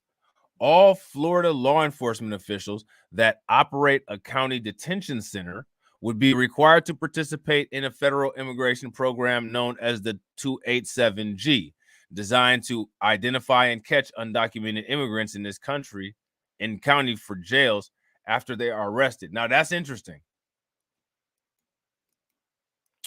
All Florida law enforcement officials that operate a county detention center would be required to participate in a federal immigration program known as the 287G, designed to identify and catch undocumented immigrants in county jails after they are arrested. So they're going to be screening everybody that goes to these county jails.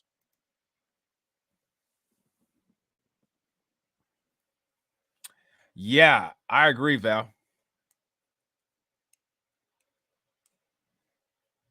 The U.S. absolutely wants them. They'll probably get jobs right in the Florida PD.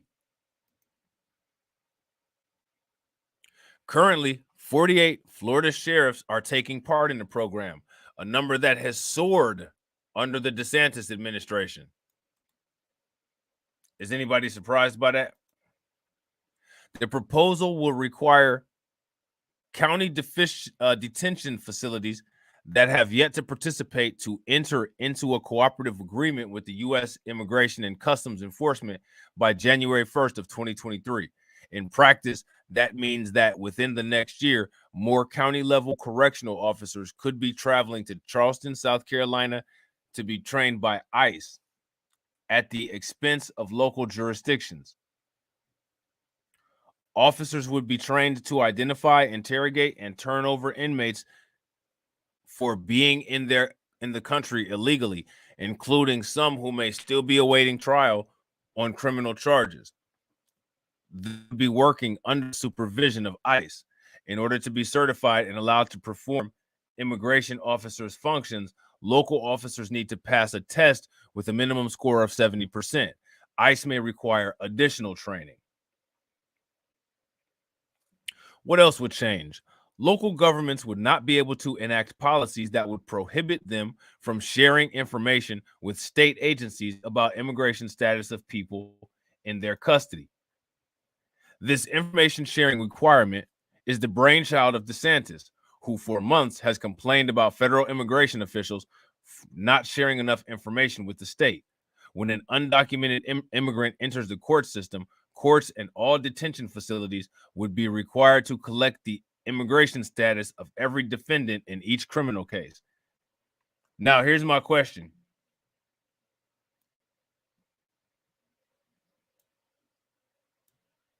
What do you guys think about that?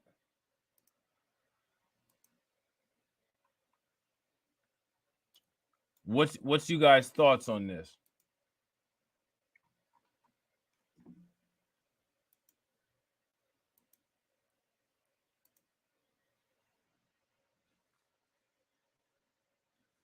What do you guys think about that?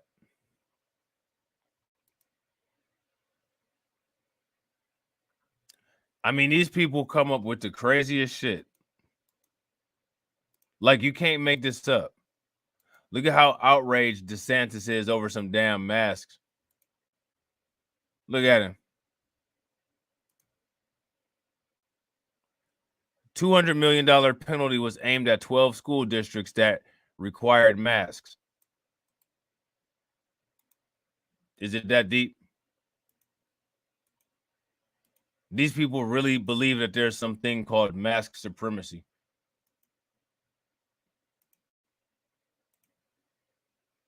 Like, it's literal insanity. Let's listen. Hopefully this will play. Excuse me,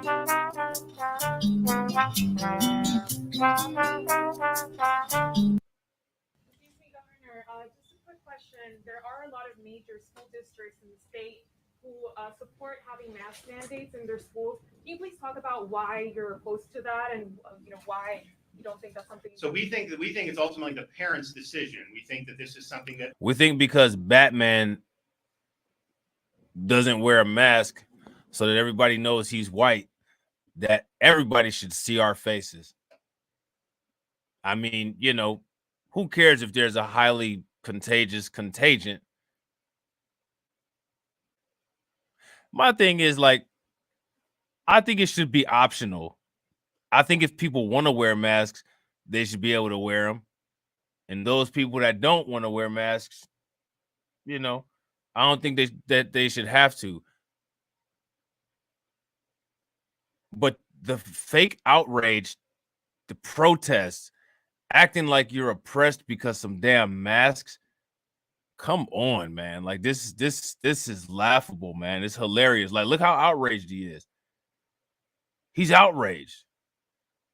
I mean, just basically tell him, listen, this is what we're gonna do. The masks are the decision is up to the parents, and call it a day.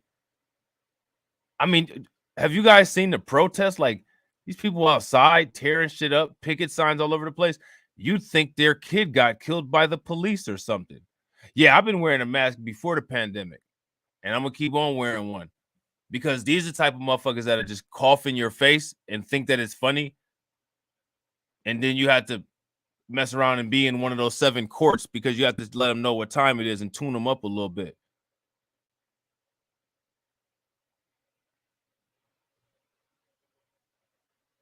But I mean, this outrage over these masks, man, I'm so tired of hearing people complain about this shit like that's some actual issue.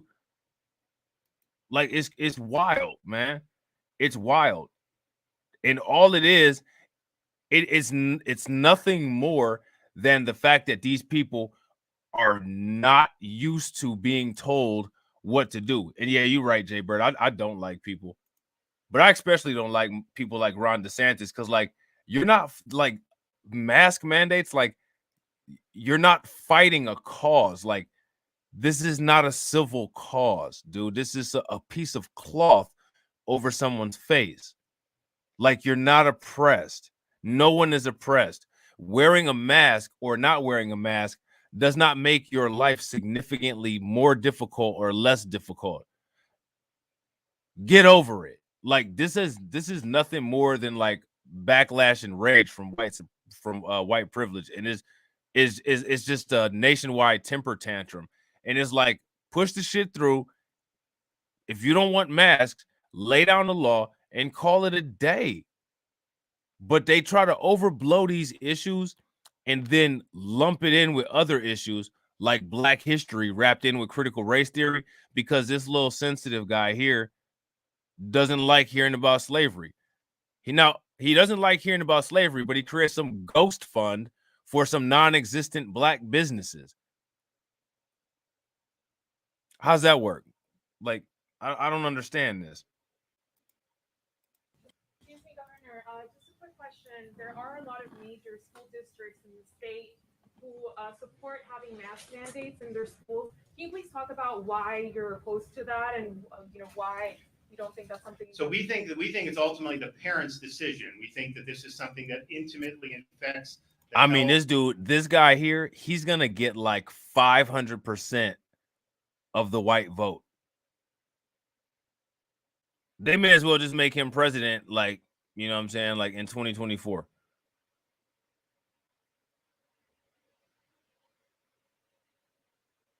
Yeah, they really do. Val, you're right. That's the crazy thing. Like they literally look at Ron DeSantis like he's a hero because of the mask shit. And and the thing that's even more crazy is like they look at the masks as if like we're the reason why everybody has to wear masks. Like if you look at the little slick talking stupid ass shit that a lot of these dummies say on the posts, they're like, well, look at the group of people who's the least vaccinated. Look at the country that is the reason for all of this. Yeah, he's speaking to his constituents that don't support wearing the masks. That's a good question. Let's talk about that. Who are, quote, his constituents that don't support wearing the mask? Like what they're trying to do is they try to position it like somebody is trying to force them to wear a mask. No one is trying to force anybody to wear a damn mask. You know what I mean? Like, I don't care if you wear a mask or not.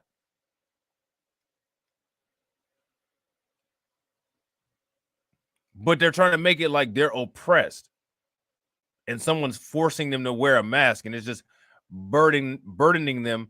And because of that oppression, they can't live a functional and normal life. And let's not forget the kids. They can't,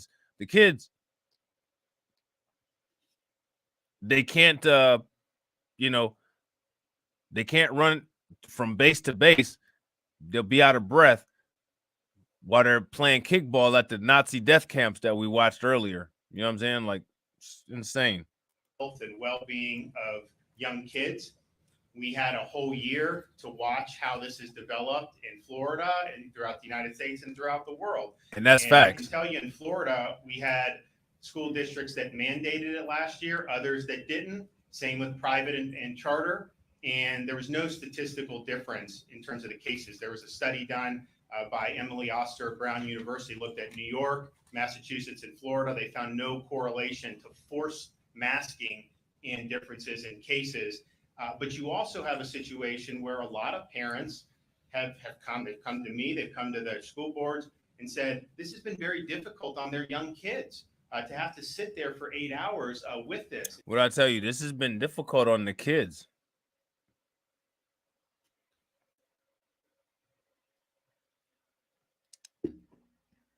It's been difficult on the kids.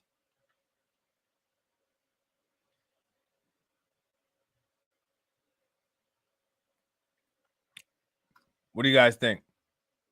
Again, I agree with his position, but the fake outrage, that you could keep that. You could keep the fake outrage. Like, let's make this clear. You're not oppressed because the federal government made mask mandates. It's not natural. It's never been studied what the effects of that. Like, I think we should come up with anti-critical mask theory legislation. You're not allowed to bitch and complain about masks because I don't want to hear that shit. I don't give a fuck about how you feel about the mask. So let's make some anti-bitching about masks laws. Like how they don't give a fuck about slavery or they don't give a fuck about our history. I don't give a fuck about your feelings about a mask. I got a really good immune system. Like, I don't get sick all like that, and I don't really care about your gripes. So, like, I think that's something we should do. Fuck your feelings about a mask mandate legislation. You know what I'm saying?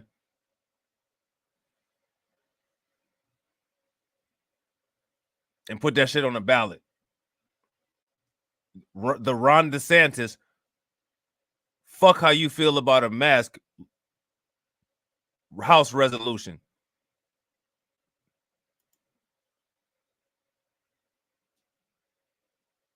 because just fuck how you feel.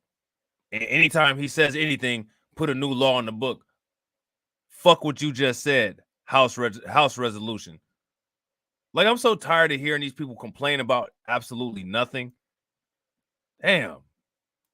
NIH has a $42 billion budget. They've not spent a single penny since COVID started studying how these mitigations affect kids. So ultimately, my view is it's a parent's decision. If you believe in the masking during the school, you're free to do it. No one's saying you can't do it. But if you're somebody that is concerned about that thinks that may not be the right thing for your child, then I think you should have the right to make that ultimate decision. And I don't think government should override that. So for me, it's about the parents, and it's about trying to vindicate parents' ability to make these decisions. But I think yesterday, Anthony Fauci said. Now, here goes my thing, right? I agree. But as many mass shootings that take place at the schools in Florida, I think that the bigger priority is to disarm white school shooters in Florida. I think that that's more of a priority than mask oppression and mask supremacy.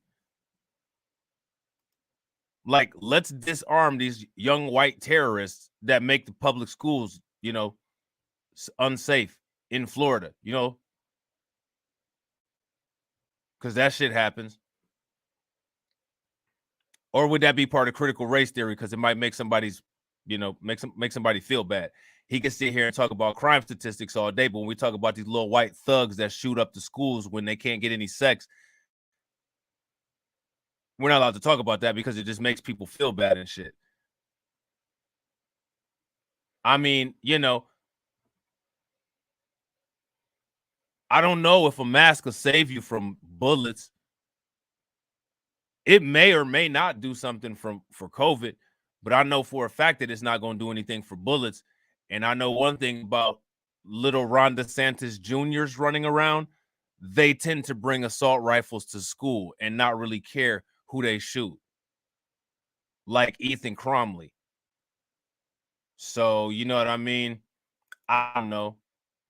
Maybe we're acting like we're fake outraged about a mask because we don't want to talk about the little white kids shooting shit up all over the place at school. But then if we say something about that, that might hurt his feelings, because it's critical race theory. We have to talk about everybody shooting up schools. The problem is that everybody doesn't shoot up schools. That's the damn problem, Ron. I think that people in Florida should actually care about that.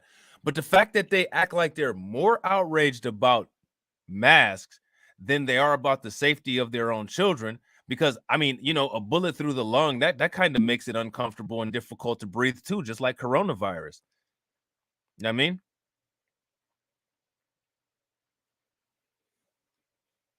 I mean, that's pretty damn bad. And bullets spread too. They're airborne, just like coronavirus. The only thing is that, a mask doesn't stop them. And God forbid the government be oppressive and make people wear vests because there's so many schools getting shot up that you might need to wear a vest. That's just too much oppression. I think it's actually oppression that people have to go to school with these little terrorists.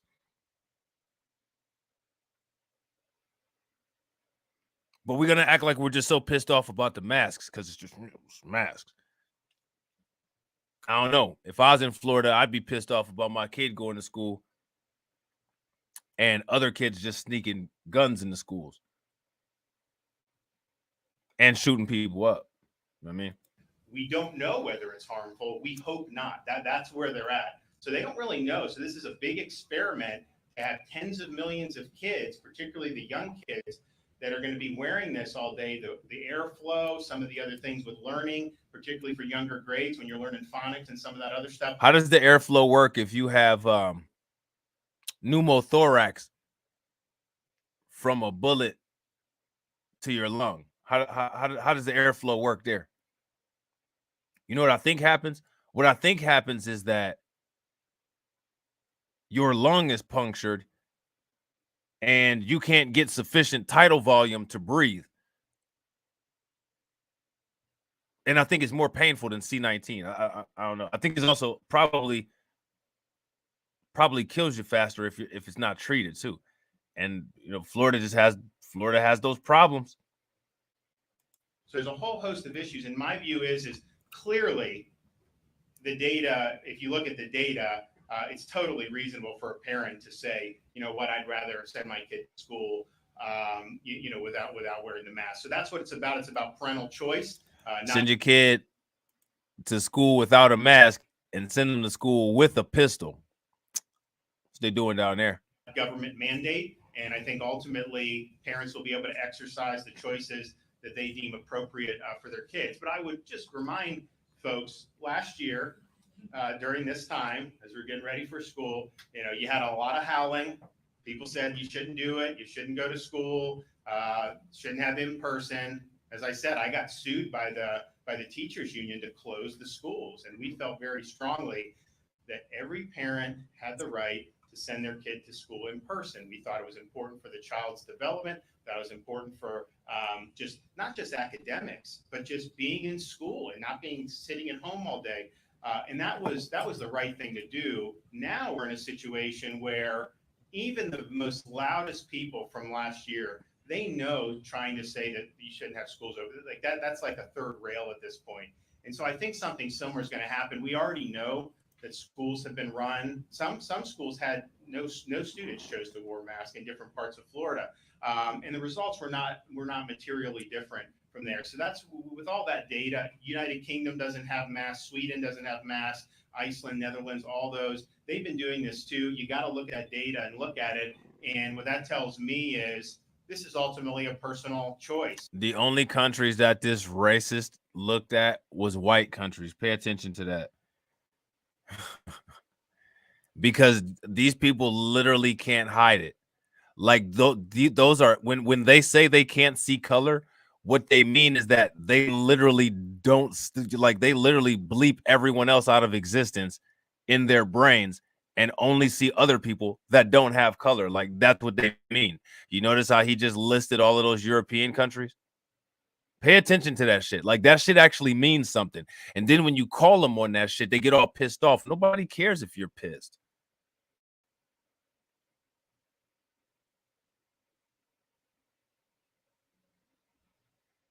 No one cares. People, they need to start having the pressure on them at all times. Not any room to slip up, ever.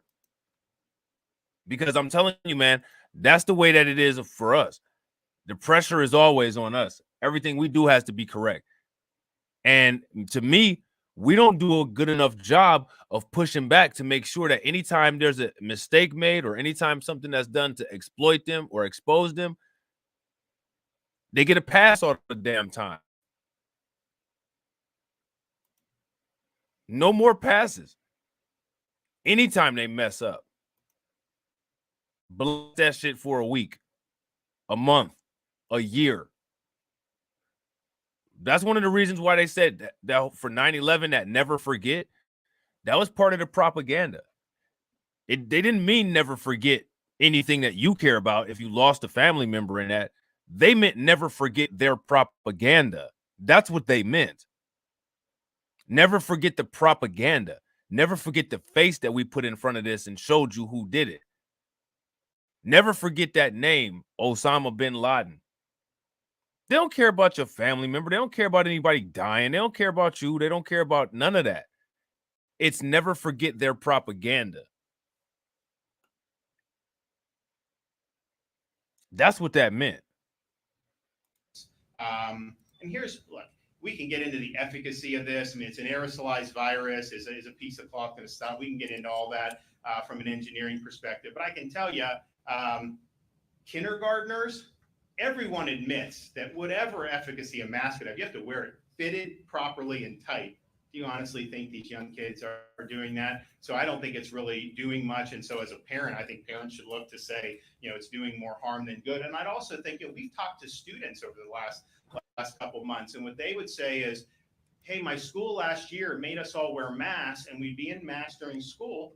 And then after school, we'd all be hanging out at homes and nobody would be, of course, they're not going to do that. And so that's so you have to ask yourself, what are the potential harms from this, and should parents ultimately be the ones to make the decision? And I think parents should be able to be the ones to make the decision.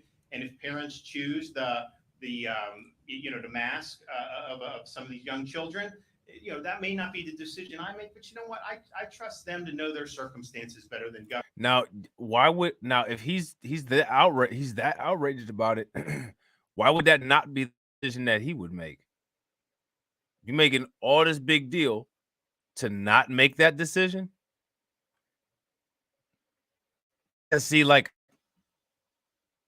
I'm not big on a mandate either. But I'm not making this big ass deal because I don't really give a shit. It's not something that I really care about. But that's interesting though. After all of this production, like all of these speeches, all of this picketing, all of this protesting, all of this drama about not letting schools get money, and then you would say that might not be the decision that I would choose for my family. Like that's kind of suspect to me. The mask of some of these young children, that may not be the decision I make, but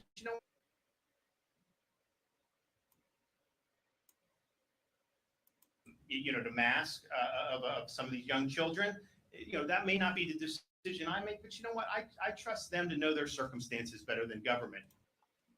I mean, that's interesting.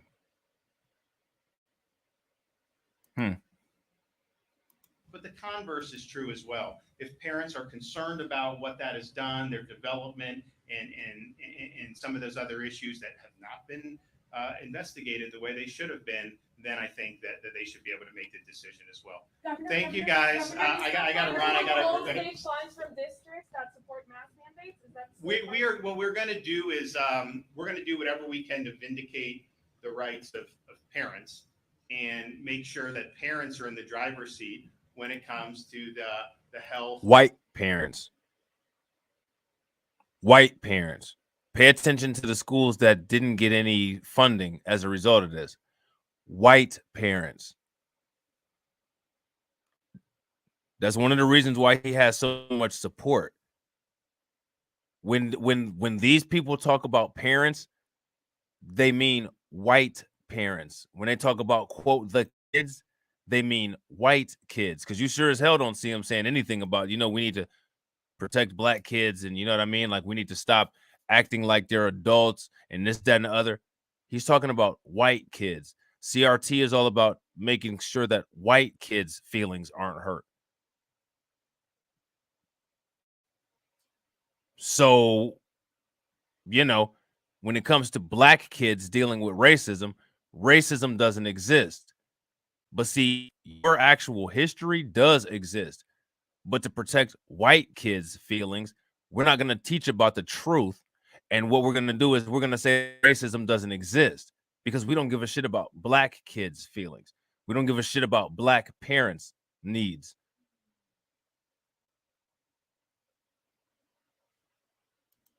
That's what people need to pay attention to. People need to understand the coded language of politics. Education and welfare of their kids. And these should not be decreed by the government. This should be something that a parent is ultimately making the decision on. And there's different parents that feel differently about it. I respect that. But I think to force one way is alienating and marginalizing a lot of parents throughout the state of Florida.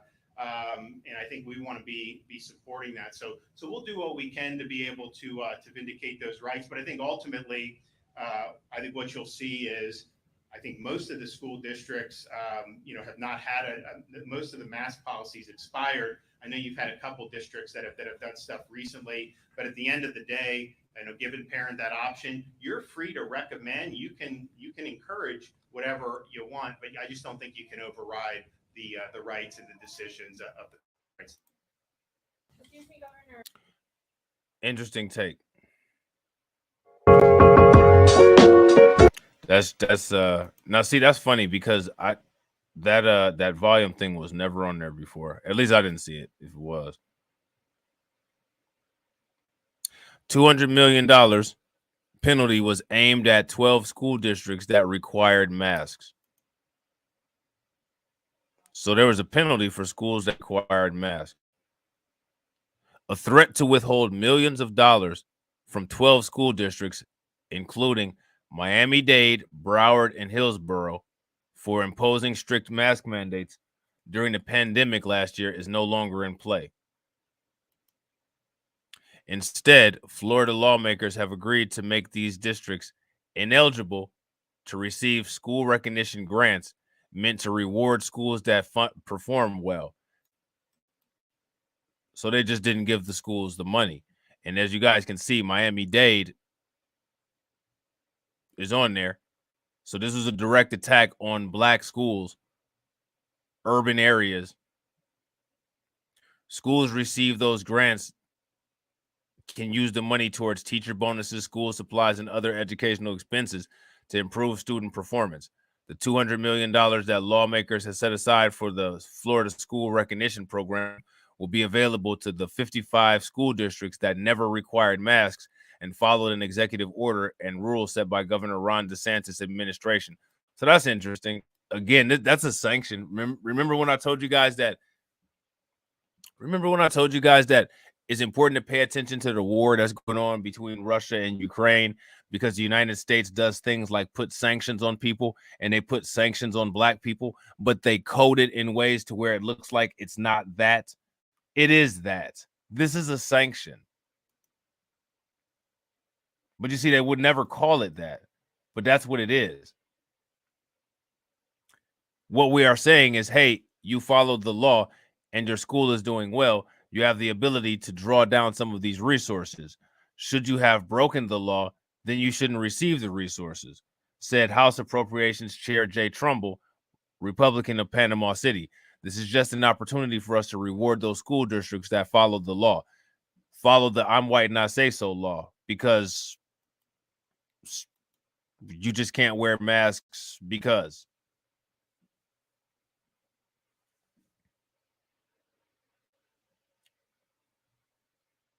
That's my biggest issue. They weaponized these mandates. They weaponized these sanctions to attack black school districts, majority black school districts. Again, as far as wearing a mask and not wearing a mask, what white people want you to believe is that all black people want to force everybody to wear a mask. Nobody gives a shit about that. This is what I care about right here. Again, you guys see the schools that were targeted. It wasn't Palm, what is that? Palm Beach. I mean,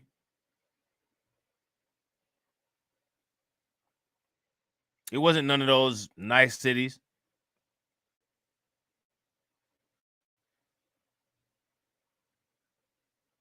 I think, if I'm not mistaken, either Hillsborough or Broward. Nah, Pinellas, Tampa, and St. Petersburg, and in Clearwater. I think that's Pinellas. But Miami-Dade, Broward, Hillsborough, the bigger urban school districts. Yeah, West Palm Beach, you know, that's not touched. So this is how they do it. So my thing is, what I'm proposing is, you see how they use these dog whistles to be able to be as racist as they want to and to attack black schools? We got to figure out a set of dog whistles to where we can use the dog whistles to be specific to get our political objectives accomplished. And also, what we need to do is, when they try to come back at us with the dog whistles, we need to show how their dog whistles are specific to a certain group as well. This is when I say we need to have our own data. That's what I'm talking about. But Democratic state lawmakers took issue with the characterization that 12 districts broke the law and that they should be punished when they were following federal guidelines on masking at the time. See? Democratic state lawmakers took issue with characterization that the 12 districts broke the state law and that they should be punished when they were following federal guidelines on masking at the time. Now, my thing is that I'm curious about is, how do you say that somebody broke the law without going through the court system?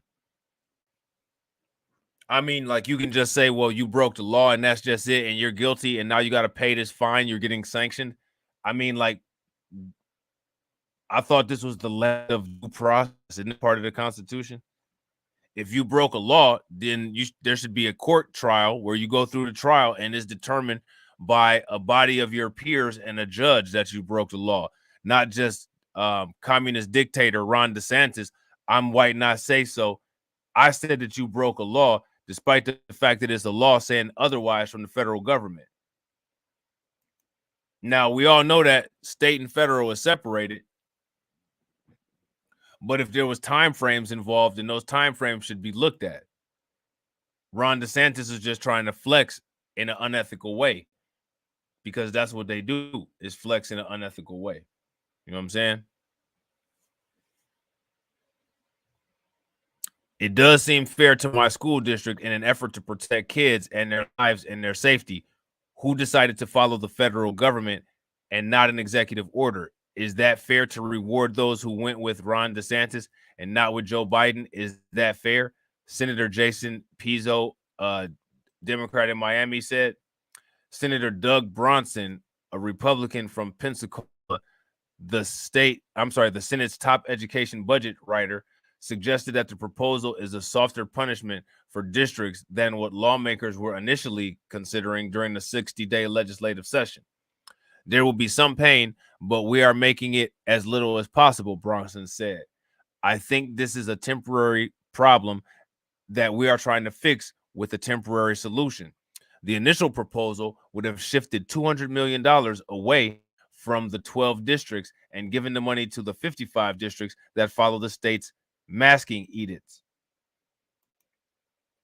The so-called putting parents first adjustment was proposed by State Representative Randy Fine, Republican of Brevard, who chairs the House Pre-K through 12 Appropriations Subcommittee. Under the initial proposal, here's how much some of the school district could have lost based on lawmakers' analysis.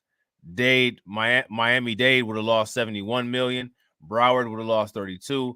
Palm Beach County would have lost $28. Hillsborough County would have lost $14 million. None of the 12 districts that are targeted in the proposed $112.1 billion spending plan for the upcoming fiscal year have mask mandates at the moment. They all did away with their strict masking requirement after the legislature passed a law last fall that restricted schools from imposing mandates in response to COVID-19. So my thing is that, okay, like, they adjusted based on what the federal government said. And I agree. That's facts. I mean, look at mask supremacy. They say mask supremacy like somebody black is grabbing their face and stuffing a mask on it. Like, that's not what's happening. You know what I mean? Like, these people are crazy and wild.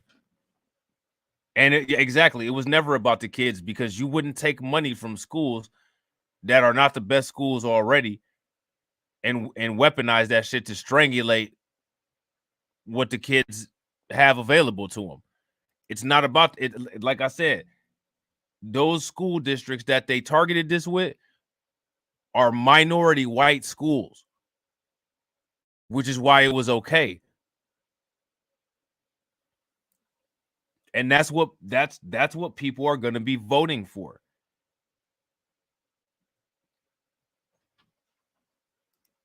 So now here it says, prior to that law's passage, the districts were defying rules issued by the DeSantis administration that invoked a Parents' Bill of Rights law. DeSantis and Republican lawmakers said districts were violating that law, but districts maintained that they were in compliance because the law said that the action was reasonable and necessary to achieve a compelling state interest. DeSantis, who has veto power over the budgeted proposal, has been supportive of holding the 12 districts accountable for their masking policies. Like, my thing is, you need to hold the federal government accountable for that. That, like, you need to hold the federal government accountable for that. You know what I mean? So now here it says, but he has spoken out against the idea of taking money from schools that may penalize a teacher or student because of actions of some union-controlled school board members. My view would be, let's not do that, DeSantis said at a news conference in February as the initial proposal was vetted by the legislator. So, I mean, this is how they're weaponizing money. You know what I'm saying? Like, people are not getting the amount of money that they should be getting. Things aren't being distributed. They're weaponizing pettiness to try to keep funds out of certain districts. They're showing you exactly who they want to see succeed versus who they don't want to see succeed. And this is proof that our government is not competent. Black people are not looked at as Americans, and that we're not able to depend on the government. They're completely incompetent, and we need to be able to have competing systems. And we also need to be able to fight back the government and the population at large, because it's the government and the population at large that is attempting to harm us with everything that they do. Literal everything.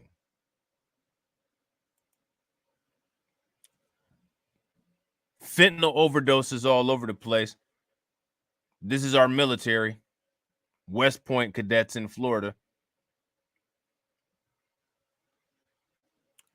Police have made an arrest in connection with fentanyl overdoses that involved 5 cadets of the U.S. Military Academy at a Florida vacation home during spring break. The Wilton Manors Police Department said 6 men and a woman overdosed on fentanyl-laced cocaine where they were taken to hospitals on Thursday. I mean, you was for real trying to get high. Fentanyl-laced cocaine?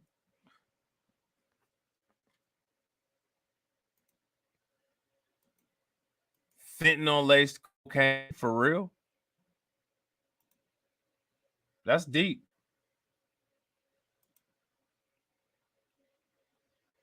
Authorities said late Friday that they have made an arrest, but did not offer any specifics about the person's identity.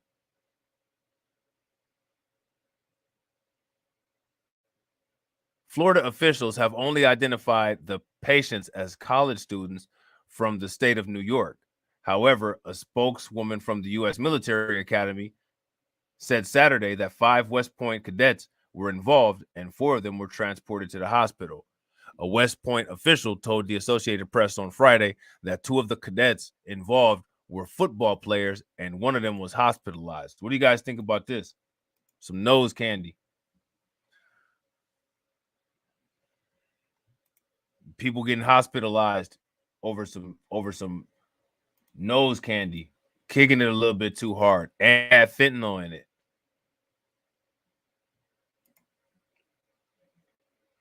Fire officials told the AP on Friday afternoon that 2 of the patients were critically ill and on ventilators. The rest were in good or stable condition, and at least 1 had been released from the hospital. The incident serves as a stark reminder to all, especially those visiting for spring break, of the deadly impacts of fentanyl, the Wilton Manors police said in a statement. And I mean, and then what's interesting about it is that's it. Very different than how they report other crimes.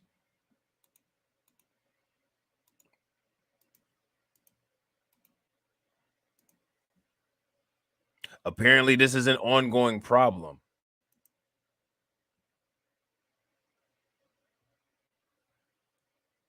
Potent, often disguised. What to know about fentanyl causing overdoses in South Florida?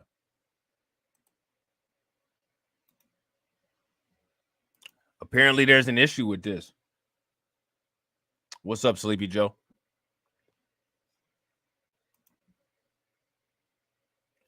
In less than a week, fentanyl has been linked to at least 10 overdoses in South Florida, a sudden and scary spike in victims of a synthetic drug that can be up to 50 times more powerful than heroin and is far and away the state's deadliest opioid.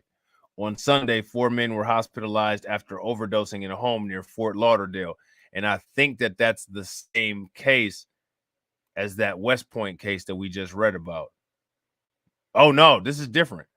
3 days earlier, a group of students that included West Point cadets, including one player on the Army football team, were hospitalized after overdosing on fentanyl-laced cocaine while on spring break at a vacation rental property in Wilton Manors. Whether the two incidents are related, possibly pointing to a dangerous mixture being peddled in the Fort Lauderdale area, was not clear. But both mass overdose incidents were in Broward County, which already leads the state in deaths associated with fentanyl. But fentanyl cases are on the rise in Miami-Dade too, usually mixed with other drugs, so users are unaware of what they're taking. Now, anytime as anybody else, they would show the picture of the people who died from the fentanyl overdose. In that article from the Army Times, they politely kept the face away from it. Why is that? Why you guys think?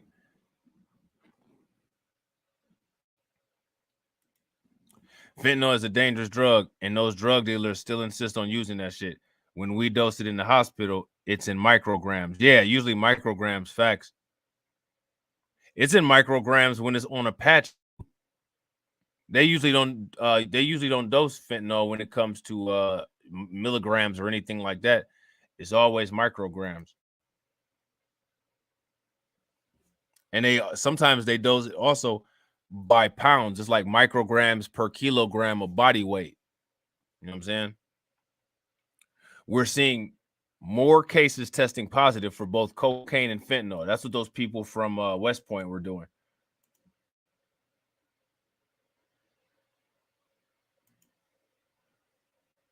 Said Liz Zaney, a toxicologist with the Miami-Dade Medical Examiner's Office. Here's what you need to know about fentanyl. South Florida's deadly fentanyl typically isn't the medical variety. The synthetic drug was developed as a painkiller and is widely used in hospitals. Over the past decade, experts say the bulk of fentanyl addicting and killing people is the illicit type, often created in clandestine labs outside of the United States. Another thing that they're doing as far as the fentanyl goes is, what up with it, FU2? I was gonna ask, but I didn't want to get all in the business. You know what I'm saying? They're also using animal fentanyl. There's different forms of fentanyl. There's sulfentanyl, alfentanyl, different forms of it, different isotopes of it. A lot of times they don't use just regular fentanyl that they use for people, for pain relief or for anesthesia. They use those derivatives of fentanyl that are more powerful that they use in animals.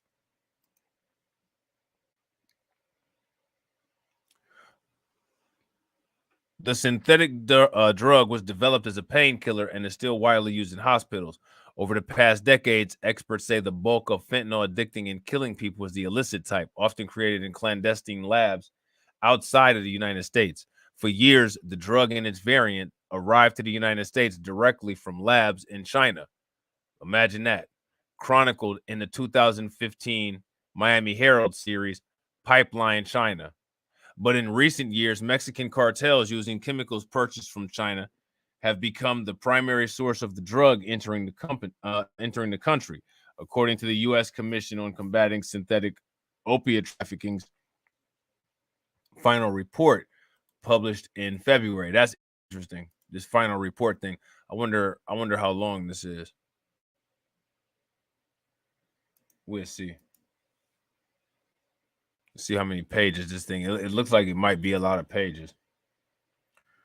For example, a woman named Michelle Contreras with ties to the Sinaloa cartel was arrested in 2020 after police said she trafficked 10,000 fentanyl pills into Miami. A lot of times they don't even use pills. Like it's suspect when you see some fentanyl pills. You know what I'm saying? Like I said, usually that they use it IV or usually they use those patches. You know what I'm saying? Yeah, this thing is 148 pages. this commission on combating the synthetic opioid trafficking. If you guys are interested in looking at this report, I'll put it in the comments. Yeah, no doubt, bro. I'm glad you enjoy it. Hold on real quick.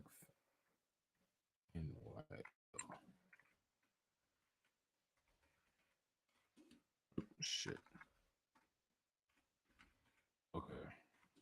All right. So if you guys are interested in that fentanyl report, the link is right here. But it's really long. It's 148 pages. Last fall, she went to trial in Miami-Dade State Court and lost. Now she's serving 25 years in Florida prison. Mixed with other drugs, fentanyl remains a killer. As with the overdoses in Wilton Manors, fentanyl is more frequently being mixed with other drugs, generally cocaine. See, they used to mix a lot of the fentanyl with heroin. I didn't know that they were mixing it with cocaine. I heard of the fentanyl being mixed with heroin, and I heard of the fentanyl being mixed with meth. I never really heard of it being mixed with cocaine, though. Kind of crazy because that's like an upper and a downer at the same time. You know what I mean? And users often don't know that they are ingesting is the powerful opioid fentanyl. Most notably, 6 young people died in upstate New York last year after overdosing on cocaine laced with fentanyl. In San Francisco, bars are now even providing test strips for people who intend to use cocaine or ecstasy and not fentanyl. That's different, I'll say. What do you guys think about that? That's interesting. So that's what we're doing in San Francisco. Did you guys know about that?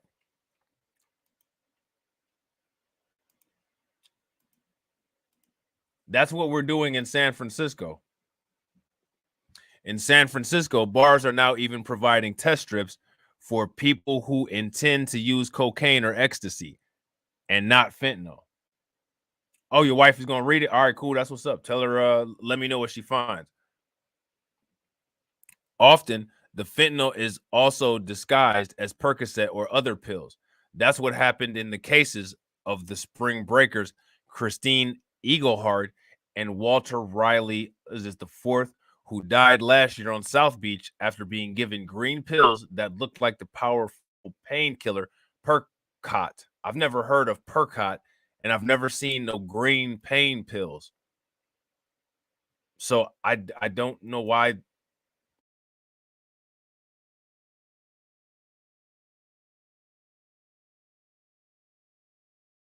I don't know that died, though most were hospitalized. In the Wilton Manors case, the drug was so potent that 2 people got sick simply trying to help the overdose victims.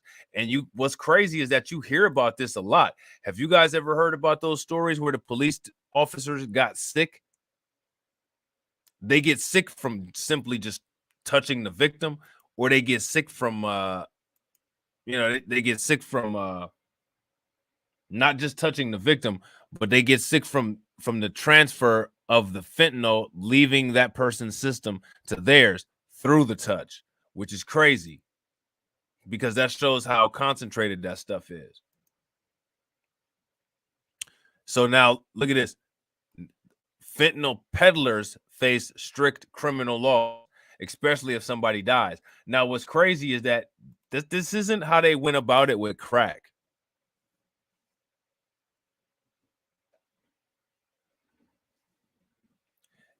They're taking the responsibility off of the person that's actually doing the drug, because you shouldn't be doing drugs, and they're putting all of the responsibility on a drug dealer when everybody involved should have equal responsibility. In my opinion, you shouldn't be buying drugs. If it's a drug like fentanyl, you're supposed to be using that drug by instruction of a pharmacist, prescribed by someone who has a DEA license that's licensed to distribute that drug to you based on their assessment of you, not some drug dealer. And people know that shit, and they still are buying this fentanyl. Across the country, law enforcement agencies and lawmakers have become more aggressive in cracking down on fentanyl trafficking. My question is, why aren't they cracking down on fentanyl use? When black people were using crack, Joe Biden himself, a Democrat, decided to crack down on crack use. And there was no indication that the drug dealers, other than the normal punishments that they had, there was no indication that doing drugs was an issue. When white people do it, because these are white drugs, this is why you haven't seen any pictures of anybody who's done any of this. It's a disease. It's not a disease if you're black. If you're black, you're just a crackhead. No, it's not. Here we go. That's what it is. That's why Joe Biden made the 94 crime bill with what is it, 1 to 10 ratio of crack cocaine, because that's what people like that do. Dog whistle, target. If you're a black person, you're defective. You have an issue. You're a crackhead. Pull yourself up by the bootstraps. You don't have any work ethic, and you're un-American. If you're white, it's a frothy problem, and you need some methadone and some Narcan, and everything will be okay.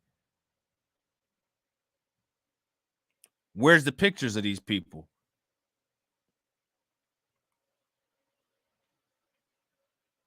If you got a problem with it, deal with the people that aren't treating it equal. Because if you want to sit there and say that crack and fentanyl are treated equal, I mean, you're a liar. Where's the fentanyl crime bill? Where's the fentanyl ratio?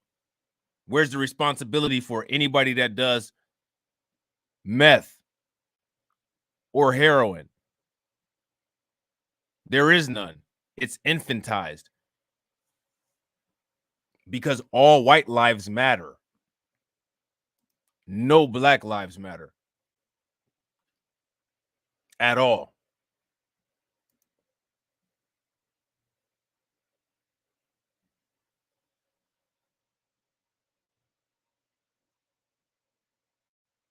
No. That's absolutely incorrect. Joe Biden put that bill in because Joe Biden is a genetic racist that sees non-white people as super predators. His words, not mine. Be accountable. Part of being American is being accountable for what you do. You're supposed to stand behind your work. And when you say things, you stand behind them.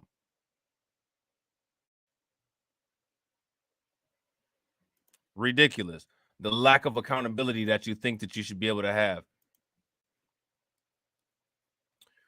The suspected drug dealer who allegedly gave Englehart and Riley the fentanyl is awaiting trial in Miami-Dade for murder. He's charged under a 2017 Florida law that made it easier to charge someone with murder if they supplied a fatal dose of fentanyl or synthetic variants. Now, where is the law that punishes the crack dealer for selling crack and killing a black person? There is none, because the United States wants to expedite the decrease in population of black people. So you get punished if you sell a drug that contributes to taking a white life.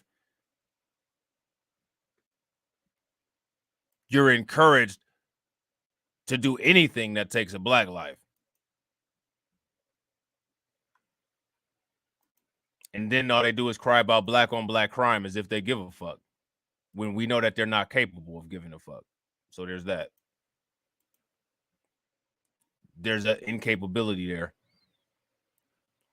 That includes Vero Beach surgeon Johnny Clyde Benjamin Jr., who in 2018 was sentenced to life in prison after he was convicted of supplying the bogus oxycodone pills. Let's check out this Johnny Clyde Benjamin Jr. person.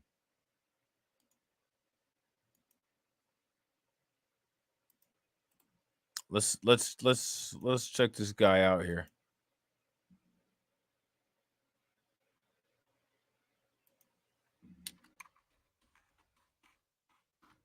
See what we got.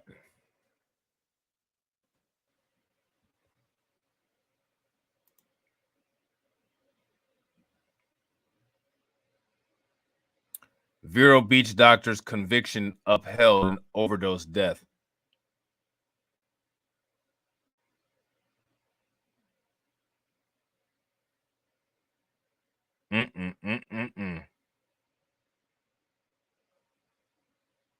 This guy is a doctor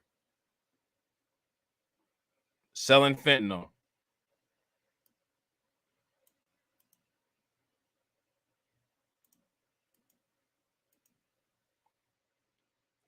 He was convicted of supplying bogus oxycodone pills. They were actually a fentanyl variant that killed a woman.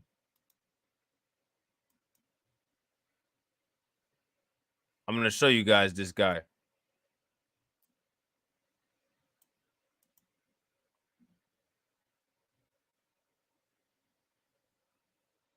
She says she likes listening to me when I'm not talking about C19. She likes the masks, huh?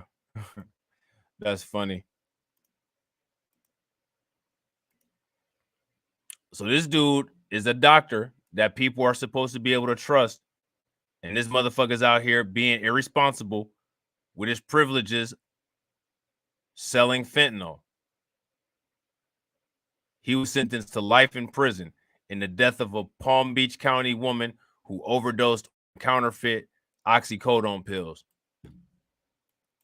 And this dude is a doctor, so he's probably stealing his own supply.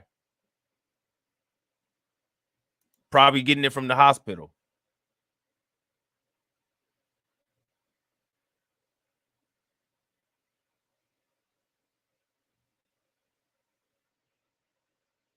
So much for that Hippocratic oath.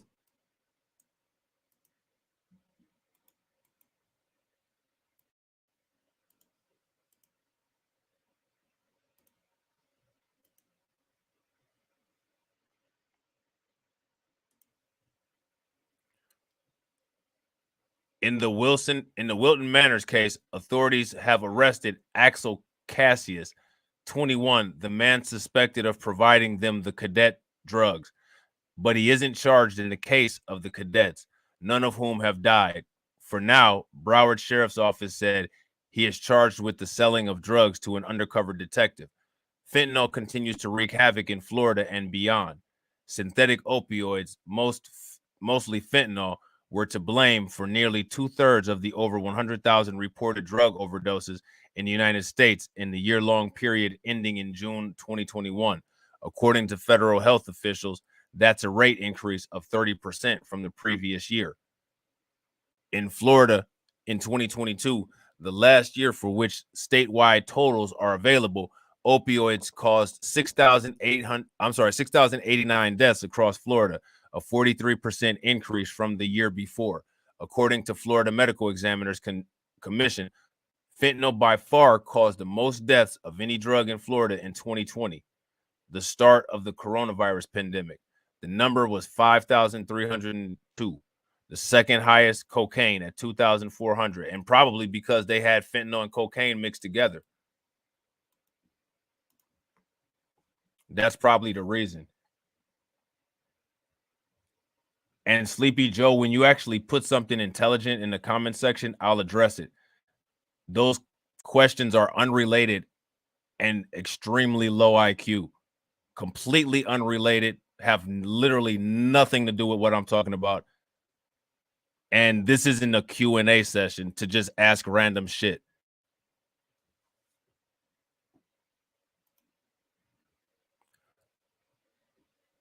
The number of deaths associated with the fentanyl or its synthetic cousin hasn't slowed down in Miami-Dade. In 2019, the Medical Examiner's Office recorded 257 cases in 2020 and 2021. The office's toxicology lab reported on Monday the number was the same each year, 317. The vast majority of those deaths were overdoses.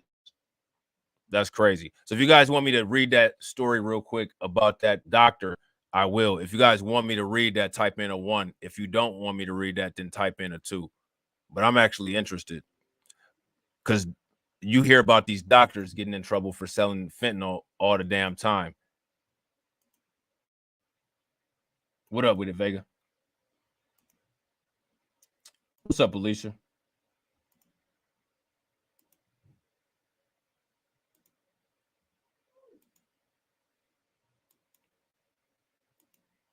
There's no white guilt because white people don't really get sentenced for shit in court.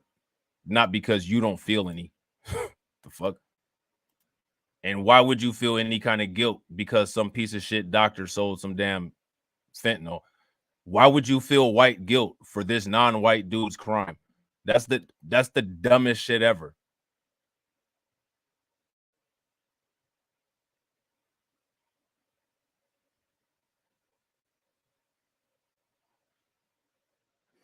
I mean, like, that shit is just crazy how, like, certain people just gotta literally make everything about them and then act like that's not what they do. That shit is crazy.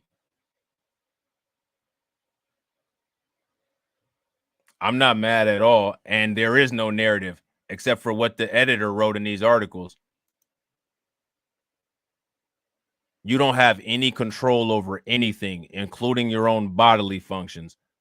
So I don't understand what it is what narrative. If you have a problem with this, you need to go talk to Channel 12 News. If you have a problem with those other articles, you need to go talk to the Miami Herald. And just make sure you keep paying that membership fee. Vero Beach doctor's conviction upheld an overdose death.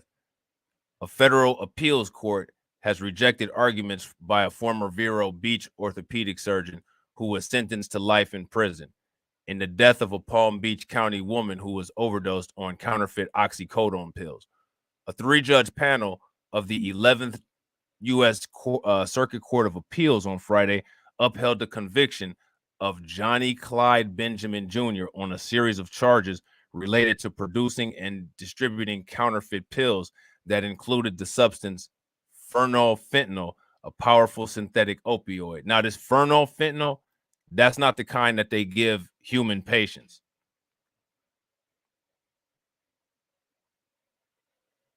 So I'm curious as to where he was getting at. It might have been an anesthetic because they use different fentanyl derivatives for anesthesia.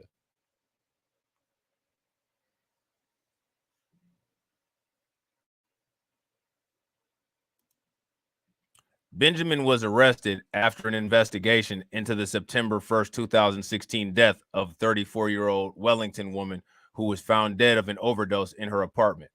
The appeals court ruling identified the woman only by the initials MC, but the Palm Beach Post previously identified her as Margaret Maggie Crowley. I wonder if she was related to Ethan, the little school shooter. The little school shooter who also didn't have any white guilt.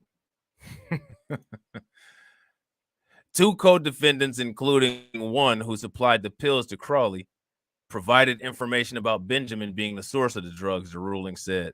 When Benjamin was arrested in October 2017, federal drug agents searched his home, office, and a storage unit and found items such as a money counter and a scale that contained residue of fentanyl.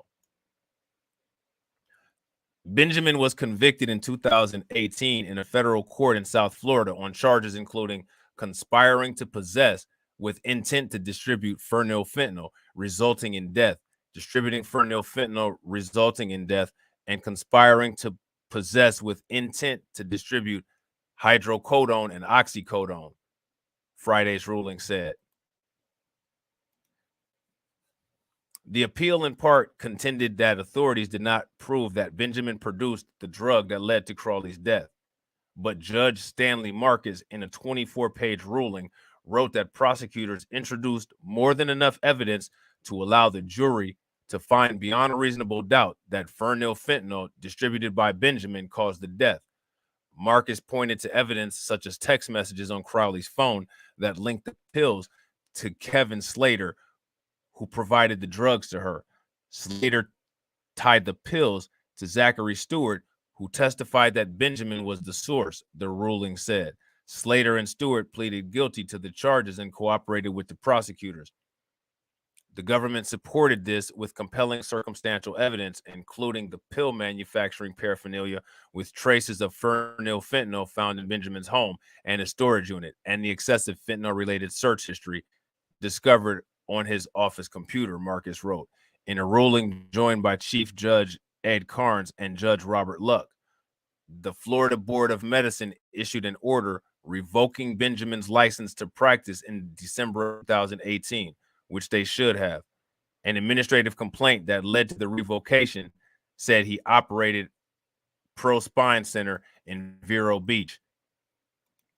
The complaint said Benjamin had also been accused of being involved in a marijuana grow house in Michigan. Now, I don't know the laws about the marijuana growing. Do you have to have a license to have a grow house, or how does that work? You guys know? I'm not familiar with that.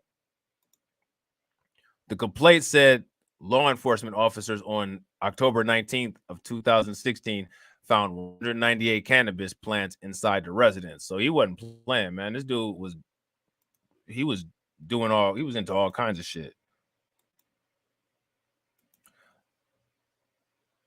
Anytime you have a position like you're a doctor or you're a nurse or you're a police officer or teacher and you do something to betray the public trust,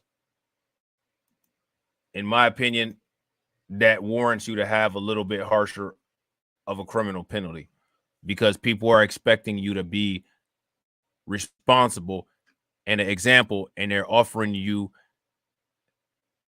their trust and you abuse it. You're also breaking your oath of practice. In my opinion, that's not real cool. That's not real ethical. You know what I'm saying? But that's neither here nor there. That's like Ahmaud Arbery, the prosecutor down there.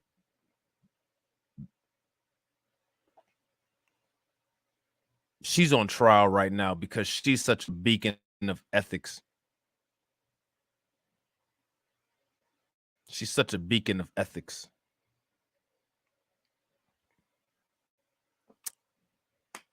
That's the way the cookie crumbles. You know what I'm saying? So hopefully you guys enjoyed that. I might reschedule that live stream that I had coming up for tonight, because we talked about economics earlier, but we'll see. I don't know. We'll figure it out. But that's all I had for the news. So I hope you guys enjoyed it. If you're not subscribed to the channel, make sure that you hit that bell icon twice. Make sure that you guys click the link that's pinned in the description box. Yo, what up, Mike? Look at the skyrocketing price of potassium iodide. I'm going to check that out. Potassium iodide, huh? What is that? What is that used for? Yeah, let's check that out. Only reason for ethics classes is to tiptoe around them. Yeah, no doubt. They teach you those classes so that you know how to break the rules. That's a fact. Oh, pills for radiation, huh? That's interesting. That's real interesting. All right, y'all. So I may be on tonight again. I might not. If not, I'll probably see y'all in the morning. Make sure you guys hit that link that's pinned in the comment section, and I will catch you all on the next video. All right, peace.